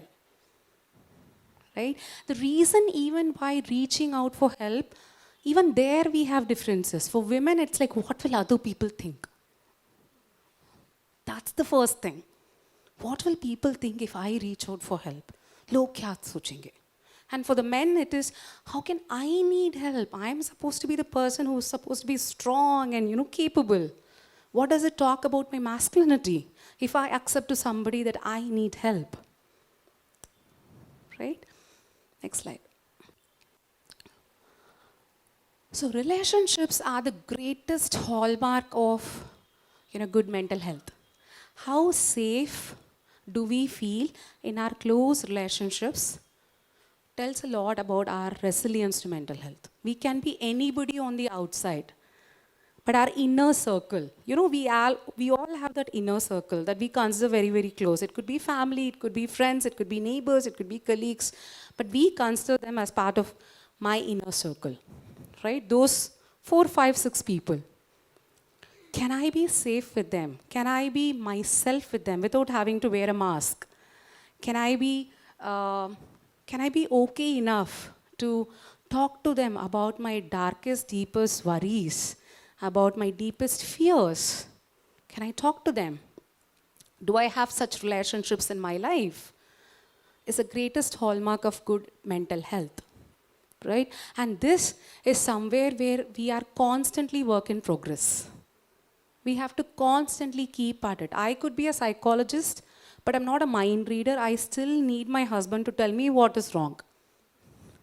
Maybe I can make out that something is wrong, but what exactly is wrong is something that he will have to open up and tell me, right? And this is the catch. We expect that, there's a research, a very interesting research that says that the closer I am to somebody, the lesser I listen to that person. Isn't that interesting? Should it be the other way? The closer I am to somebody, shouldn't I be listening to them more? But I don't do that. Why? I think that I know them good enough. I know what they're going to be telling me. It's the same complaint. I automatically tune out. right? So today, as you go home, as you go back to your families, I just ask you to do this. Anything that is, especially difficult conversations, something that's bothering you, instead of just swallowing it, can we take a moment and say that, okay, for me to get better at, so it's not about if there's anybody who says that, oh, we are a couple who never fights, okay? I don't know, as a counselor, I'm a little worried. Because two people living together, two different people, no matter how much I love this person, no matter how much, we don't have the same minds, we don't have the same personalities, we don't have the same, we've not been brought up the same way, we don't have the same genetics. So there is going to be some friction. So it's not about couples who don't fight, it's about, are we fighting, and then how is that patch up happening after the fight? Is there work that is happening after the fight? If then you're getting closer. If there is repair after the fight, very good couple. That's what is important. There's something that's bothering me. Can I talk to my partner and can he listen? Can he hold space for me without getting defensive? Oh, you're feeling unhappy, that means that मैंने कुछ गलत किया. नहीं. This is just my opinion. This is how I am feeling. What can I do to, help you? What can I do to make you feel better? And if there is effort done on both sides, that's where the progress is. Okay? And this is important. Our inner circle is very important. As much as our inner circle is important, so is our exterior circle. Okay? The reason why we had so much of mental health issues, especially, there was a peak during the COVID, remember? There was so many people felt isolated. Why? Most of us were living with our families. Yet, we had social isolation. The connections that we do in the outside world. I'm going on a walk and there's this person who's coming opposite. The eye contact that I'm making with this person, the nod I'm doing to the, maybe the guard, the small talk that I'm doing to the vegetable vendor, right? These connections are very important for our mental health. So instead of living in that bubble, which is like me, my work, my family, sometimes it's good for us, most times it's good for us if we can just step out of this bubble. Look at other people. They don't need to know you, you don't need to know them. But the very fact that, oh, there are other people, because we are end of day social animals. We need to belong. We need to have this feeling that I belong in this community. I belong with other people. Right? So please don't save up saying that, oh, yearly vacations to hum lete hai hamari mental health ke liye. That's not enough. Step out every day, maybe every week, every month. You could just do a 10 minutes. I love the Siddheshwar walkway around the temple. A lot of days I go there, different times.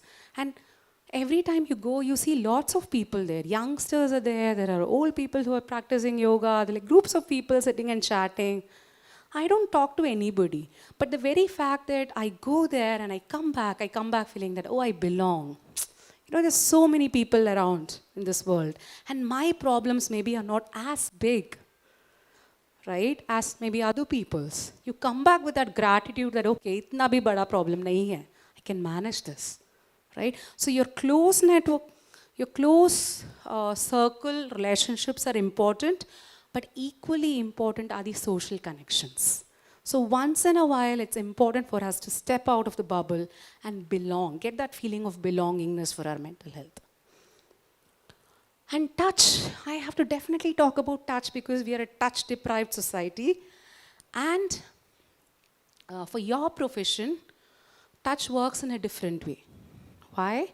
Because as part of your clinical practice, you are touching people, right? For investigation, for it's part of your protocol to feel your patients, touch them, right? Because of which you get this tendency of touched out. I don't know how many of you know this feeling or you have experienced this. There's a touch detachment that you develop, right? And also because sometimes when you're touching your patients, it induces pain in them. Correct? Yes? That's not how a touch is supposed to feel for a human being. A touch is supposed to be healing. A touch is supposed to be reassuring. But you see this kind of clinical professional hugs, touch happening day in and day out, the more you feel touch deprived. Okay, so can we do this? A small practice. I call this the somatic hug. You don't have to hug anybody. You have to just hug your own selves. Okay, and even if you're touching, your patient, maybe you're saying that, "Kuch nahi hai, it'll be fine." You are touching from a place of a giver. Correct? You were never receiving that touch, that reassuring touch. So I want to do that. Would you do it along with me?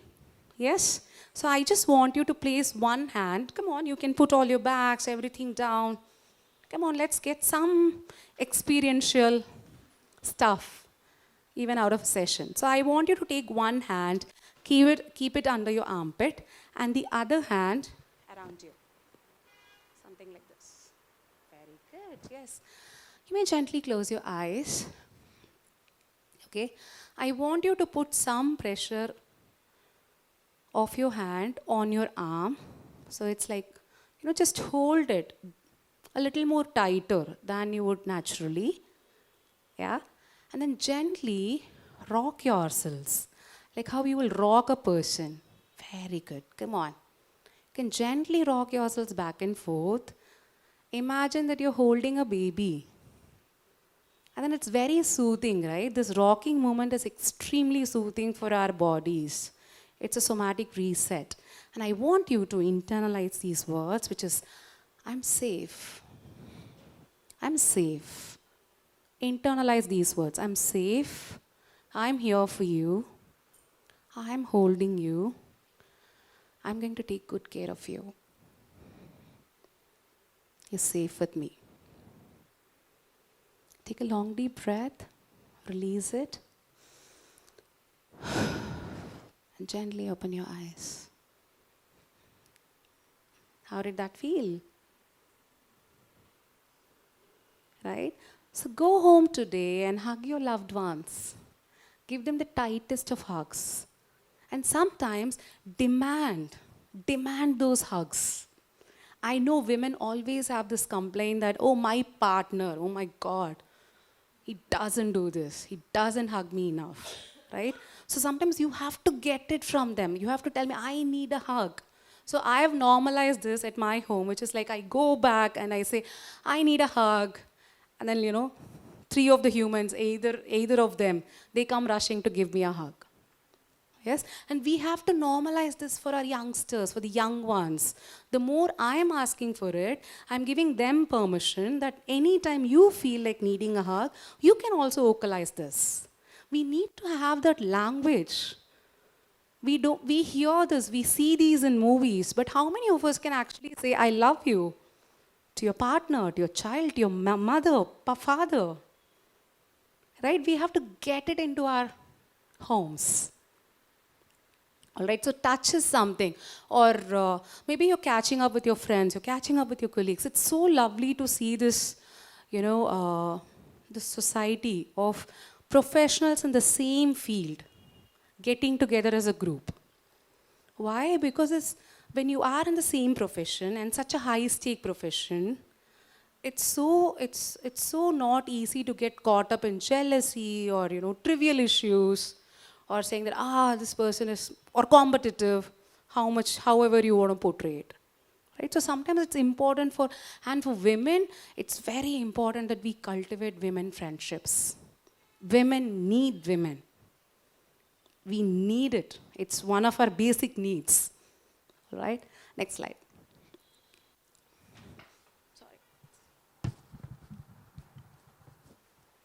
So how can we manage our lives better? The myth of multitasking. How many of you here think that I'm an excellent multitasker? Raise of hand. You're very good at multitasking. And how many of you believe that women are better at multitasking?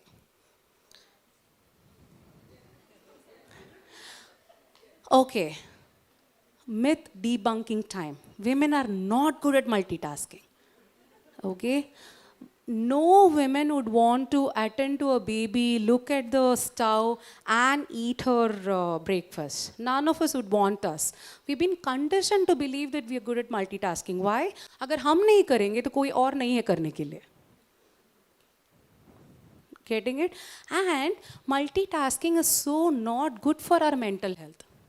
Why? Because at a cognitive level, multitasking is just switching tasks. And we're doing that, you're losing a lot of brain energy.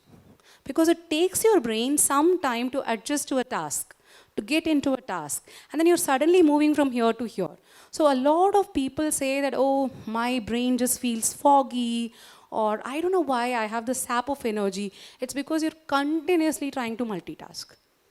Okay, so one good practice for mental health is at least indulge in one activity for maybe half an hour to 1 hour. Half an hour to 40 minutes is a good time, where you can just single task on one activity without any distractions, right? There is a study which says that in 2030, less than 1% will be able to, less than 1% of the world population will be able to take a book and complete reading a book.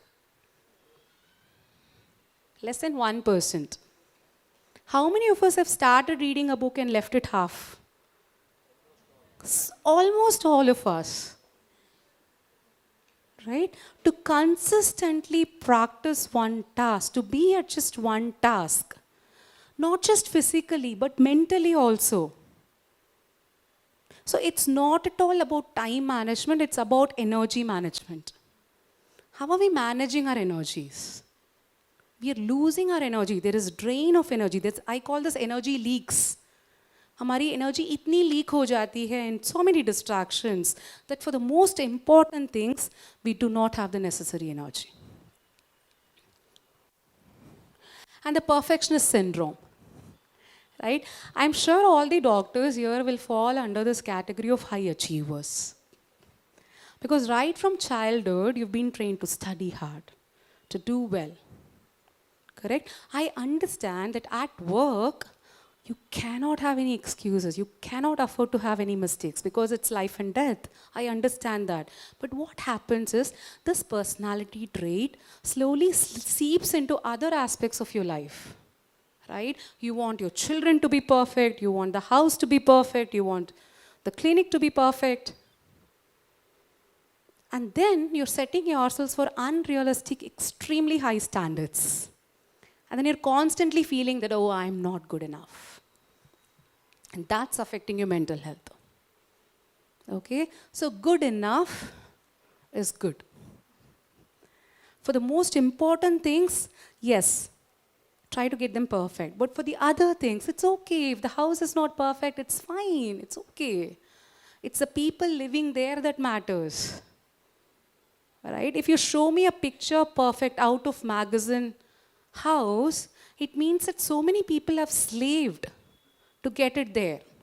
Do you want to be that slave? Answer that for yourselves. Okay, so I think we have to let go of this or embrace this, I am imperfectly perfect. I'm happy with my imperfections attitude. Okay, especially because you're so much of a caregiver and you're donning too many hats. And the 3 circles, so if I had had a board, I would have drawn this for you. It's called the circle of concern, which is there's so many things that are concerning to us. The state of the roads, the kind of behavior from certain people. So many things affect us, right? And then comes the circle of influence. So with the circle of concern, there's nothing that you can do except maybe worry or get yourselves concerned. And then as a circle of influence, right? Maybe you have a certain influence over within the circle, like maybe with respect to your patients, with your kids, with your closed ones, you might influence them. Yet the outcomes are not yours. And then comes the circle of control, which is extremely very small. It is just about my behavior, my thoughts, and my actions. All right? Most of us worry or give a lot of mental space for the other two circles. We are complaining, we are cribbing, we are getting angry, we are talking about it on things that we have absolutely no control over. And therefore, we are allowing it to affect our mental energies. Why? Because I can't do anything about it except maybe talk about it. It's not going to help me at all. But if there's one circle I have control about, so I want to lose weight, I can actively pursue, I can take some action about it, thereby helping me to feel better in my mental health. Right? So start really looking at what is bothering you and which of these circles do they come under. All right, if it's circle of concern, you can just have to bear with it or say, it's okay, it's fine. Look at what are the things that are in your control, and the more you start working towards issues that are in your control, your mental health significantly goes up. Because you're taking some concrete steps towards fixing them. Support system is definitely important. So every time we move to a new place, my first 3 months goes in training my staff. Because that's something that I've learned, which is, I remember my younger one was, I think 6, 7 months old, and I'd gone for a training. I'm coming back home, I'm seeing my baby crying, just wailing, and the caregiver also crying. The nanny is also crying so much. Whom do I cajole and comfort first? So I'm taking the baby in my arms, and I'm saying, it's okay.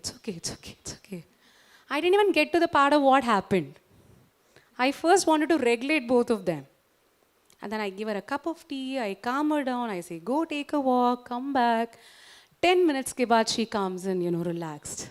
That's when I realized it's very important for me to train the people who are in my support system.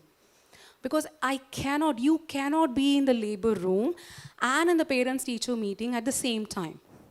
It's not possible. You could be a superwoman, still not possible. So it's very important to train your people. Certain things you will have to delegate. And then there are also people, especially all of you, people like you, who would say, but they don't do it as well as me. Especially the women. We are the greatest gatekeepers. If your husband is changing the diaper, and I have seen this happen in practice. The wife would say, he's not at all helping me. He doesn't do anything. And the husband says, but when I try to help her, she finds a lot of mistakes in what I do. Just like how a mother is birthed, a mother is born, her father is also born, right? We did not come with a manual when we were born on how to be a mother. We learned it. So will a father if you allow him to. Right? So sometimes it's okay for us to delegate, even if it's not done in the 100% correct way that you would want to. Just delegate because you want to save your peace of mind. All right? So invest in a very good support system. I do my work because I know there are a lot of good people who are taking care of my kids. Only in that trust can I step out to do the work that I do. Right? And I have to trust them. If I go back, or if I'm constantly pinging and asking, what's happening, neither am I happy nor is she happy. Right? Next slide. So way forward, let's please normalize mental health issues. Right? Right from, if I ask somebody, how are you?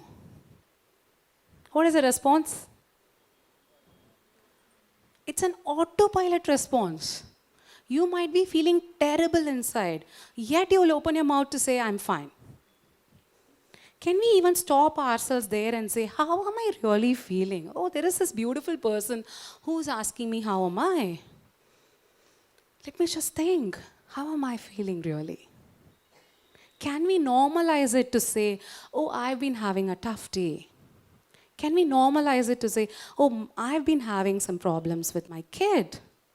Can we normalize it to say, oh, I don't know, I've been having some health issues?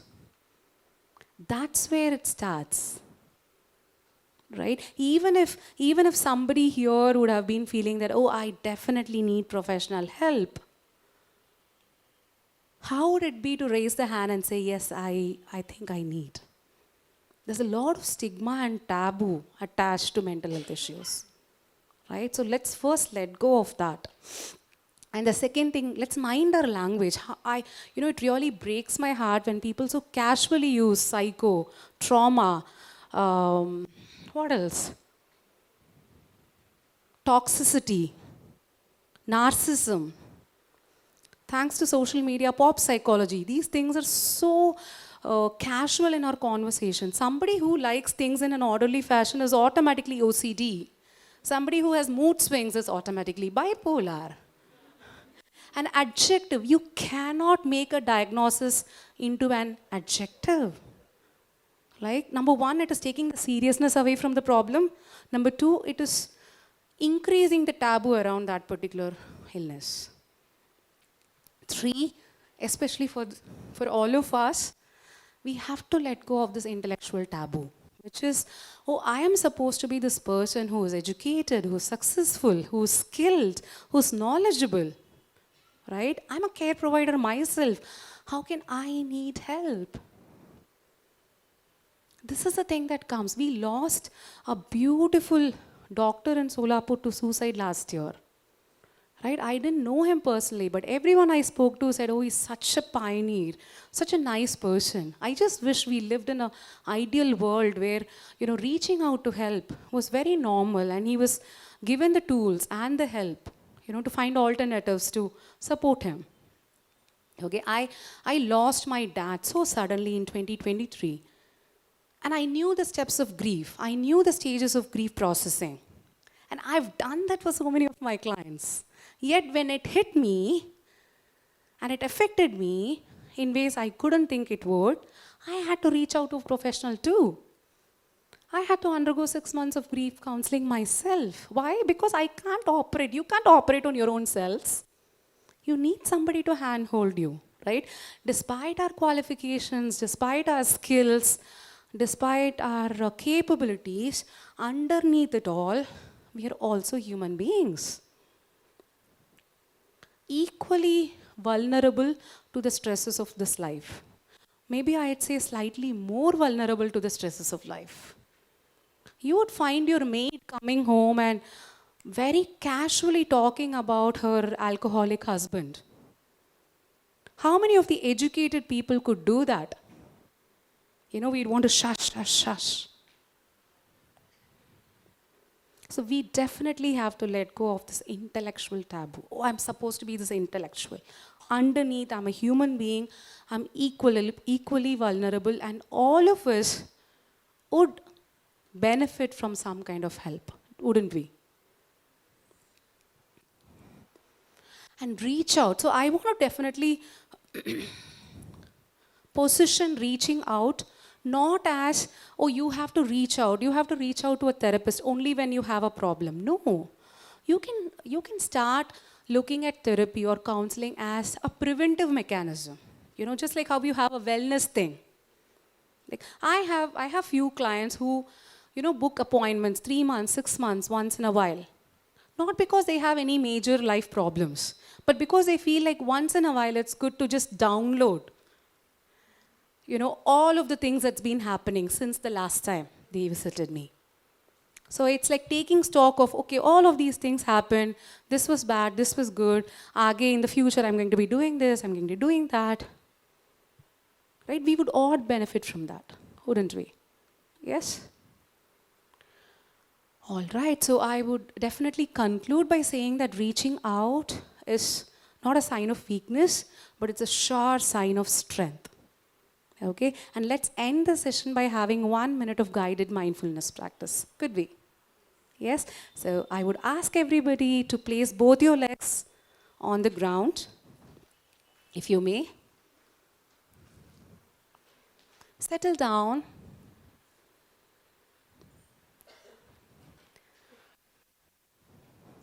Tune into your bodies. Take a long deep breath. Get comfortable in your bodies. And gently close your eyes. Gently close your eyes.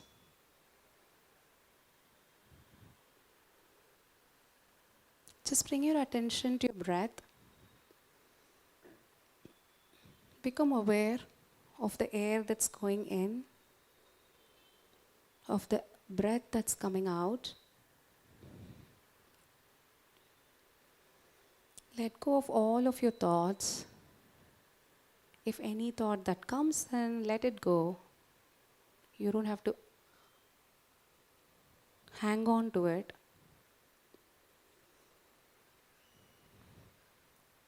Keep bringing your awareness back to your breath.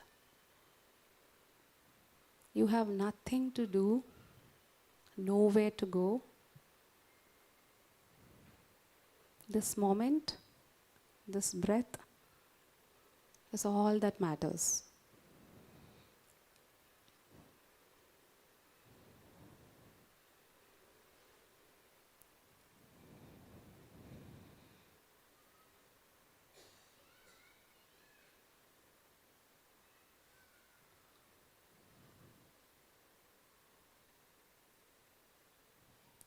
Start feeling that lightness.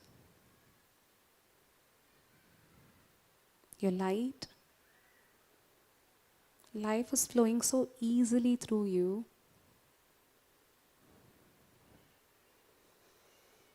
You're relaxed. There are no to-do lists. Nothing to do.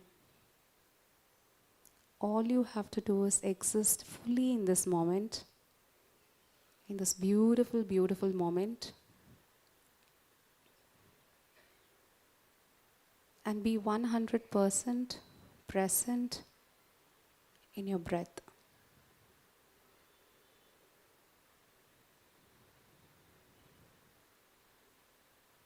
You're light, you're easygoing, you have a calm mind, you feel relaxed in your body, you have you to support you, you're filled with so much love, lightness and laughter.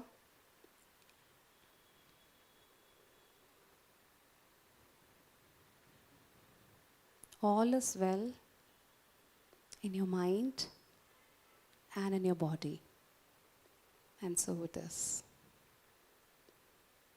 Take a long deep breath and gently open your eyes.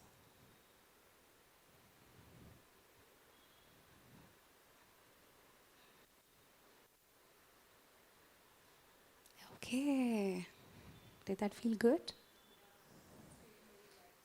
So caregivers also need caregiving. है ना? Thank you so much for listening. Thank you so much for bringing me here. Thank you for inviting me here. It's been an absolute pleasure to talk to you. Thank you. Thank you, Dr. Mrs. Ramya Kanan, Madam, for explaining mental health for medical professionals. It is very much helpful for us to cope up with all mental health problems and stress efficiently. Thank you, ma'am.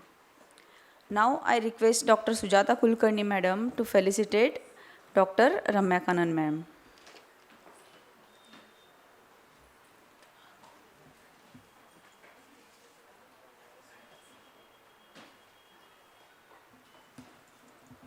Also, I invite Dr. Suhasini, ma'am, to join.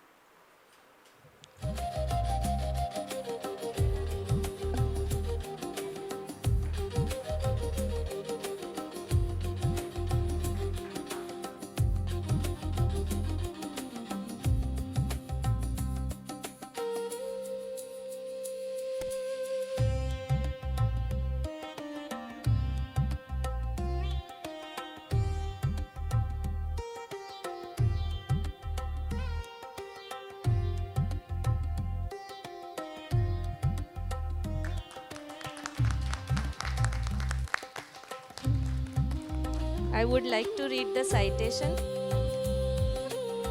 Solapur Obstetrics and Gynecological Society, Dr. Ramya Kanan. We, the President and members of SOGS, are honored and happy to present late Dr. Mrs. Manjiri Chitale Oration to Dr. Ramya Kanan, an exemplary writer, mental health advocate, and a freelance corporate trainer and counselor. Her study on the effectiveness of online classes during COVID-19 pandemic helped Education Ministry in framing policies during the pandemic.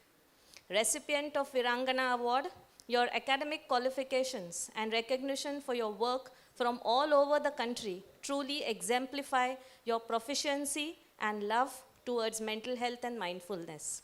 It is our proud privilege to present to you today the prestigious late Dr. Mrs. Manjiri Chitale Oration Award 2026 for your excellent and engrossing lecture on mental health and for medical professions.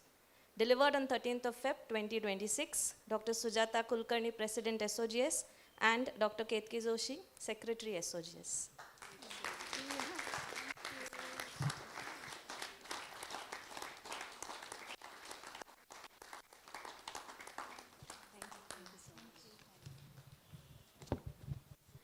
It is indeed a proud moment for all of us, as we have among us today Ganga Kadam Madam. She is the Vice Captain of Indian Blind Women's Cricket Team, and under her leadership, this team has won the inaugural Blind Women's T20 World Cup 2025.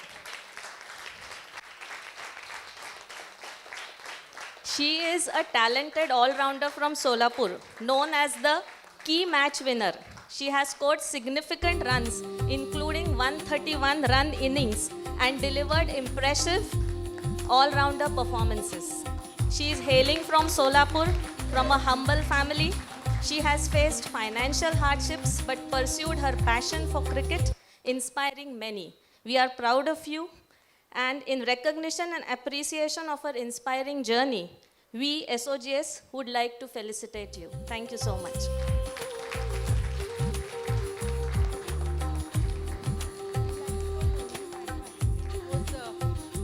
Today morning, she was felicitated at Elysium Club, and Rohini Madam took this opportunity to call her today, and we are really lucky. So, Madam, please join with us. Desai sir is there.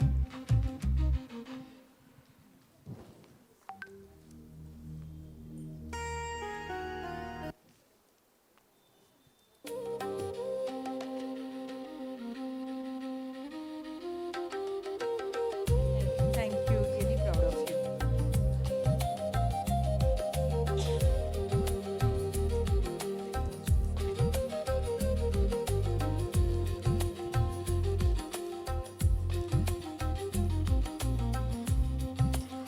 Thank you ma'am कारण मी खूप दिवसांनी जिमला आले होते आणि 2-3 दिवस कालपासूनच बहुतेक मी मॅडमशी बोलले की पण मॅडमना माहिती नव्हतं की मी क्रिकेट खेळते तर मॅडम आज म्हटले की तू क्रिकेट खेळते का मी म्हटलं हां तर आमच्याकडे येशील का म्हटल्यावर मी म्हटलं कारण मी हॉस्टेलला राहते तर हॉस्टेलची परमिशन घ्यावं लागते तर मॅडम म्हटलं की ठीक आहे नंबर दे मी सरांशी बोलते वगैरे तर थँक्यू मॅम तुम्ही सगळ्यांनी मला इथं बोलवलं आहे माझा एवढा चांगला सन्मान केला थँक्यू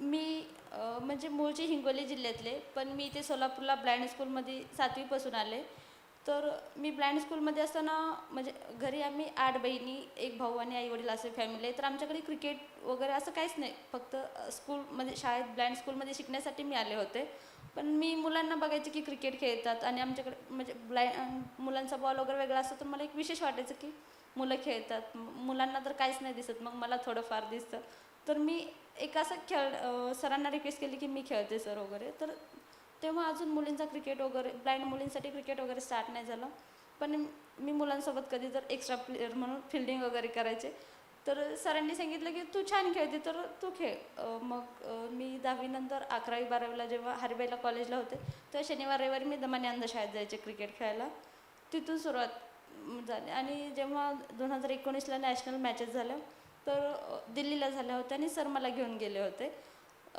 दिल्लीला पहिल्यांदा मला प्लेअर ऑफ द सिरीज मिळालं होतं तर माझ्या स्कूलमधल्या सगळ्या शिक्षकांना खूप आनंद झाला होता. पण माझ्या वडिलांना असं वाटायचं की मुली कुठं क्रिकेट खेळतात वगैरे. पण मी जेव्हा फर्स्ट टाईम गेले होते, मी माझ्या वडिलांना खोटं बोलून गेले होते. पण आता म्हणजे त्यानंतर जेव्हा माझं न्यूजपेपरला वगैरे नाव वगैरे आलं, तेव्हापासून माझ्या वडिलांना खूप आनंद झाला. कारण 8 मुले आहेत आणि बाकी बहिणी वगैरे खेडेगावात असल्यामुळे शिक्षण वगैरे नाही झालं. तर पहिल्यांदा म्हणजे गावात असं ब्लाइंड आहे वगैरे म्हणून असं एवढं कोण नाही करायचं. पण माझे वडील खूप अभिमानाने सांगायचे की माझ्या मुलीला दिसत नाही, तरी पण ती दुसऱ्या राज्यात क्रिकेट खेळायला जाते. म्हणजे मी शाळेत असल्यापासूनच घरची परिस्थिती थोडी हे होती, त्यामुळे मी नेहमी विचार करायचे की माझ्या आईवडिलांसाठी मी काय केलं पाहिजे, किंवा ते शेतात वगैरे कामाला जायचे. तर मला म्हणजे खूप आनंद होतो. माझी मम्मी कधीच बसनी वगैरे असं कुठंच फिरली नव्हती, पण माझ्यामुळं माझ्या मम्मीने पहिल्यांदा विमानाने प्रवास केला, ज्या मम्मीला बस पण माहिती नाही. हे सगळं माझ्या दमानी ब्लाइंड स्कूलमुळे शक्य झालं. कारण मी 7वीला तिथं आले आणि त्यानंतर मला एवढी मोठी संधी मिळाली देशाचं नेतृत्व करण्याची, किंवा देशाच्या पंतप्रधानांना राष्ट्रपतींना मिळण्यासाठी भेटण्याची. Thank you.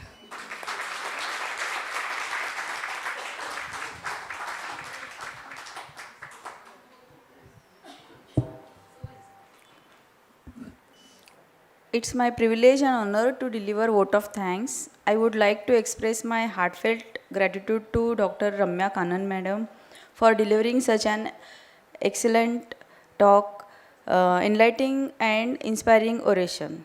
Ma'am, your valuable insights and thought-provoking words have truly enriched us. I thank our guest, Dr. Suhasini Shah ma'am, Dr. Sudhanshu Chitale sir, and Dr.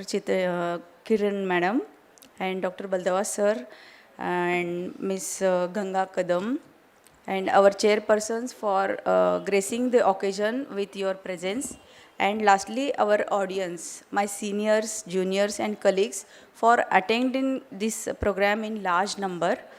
With this, I conclude today's program, and thank you all once again. And I invite all of you for enjoying the delicious chaat, snacks, and desserts. Thank you.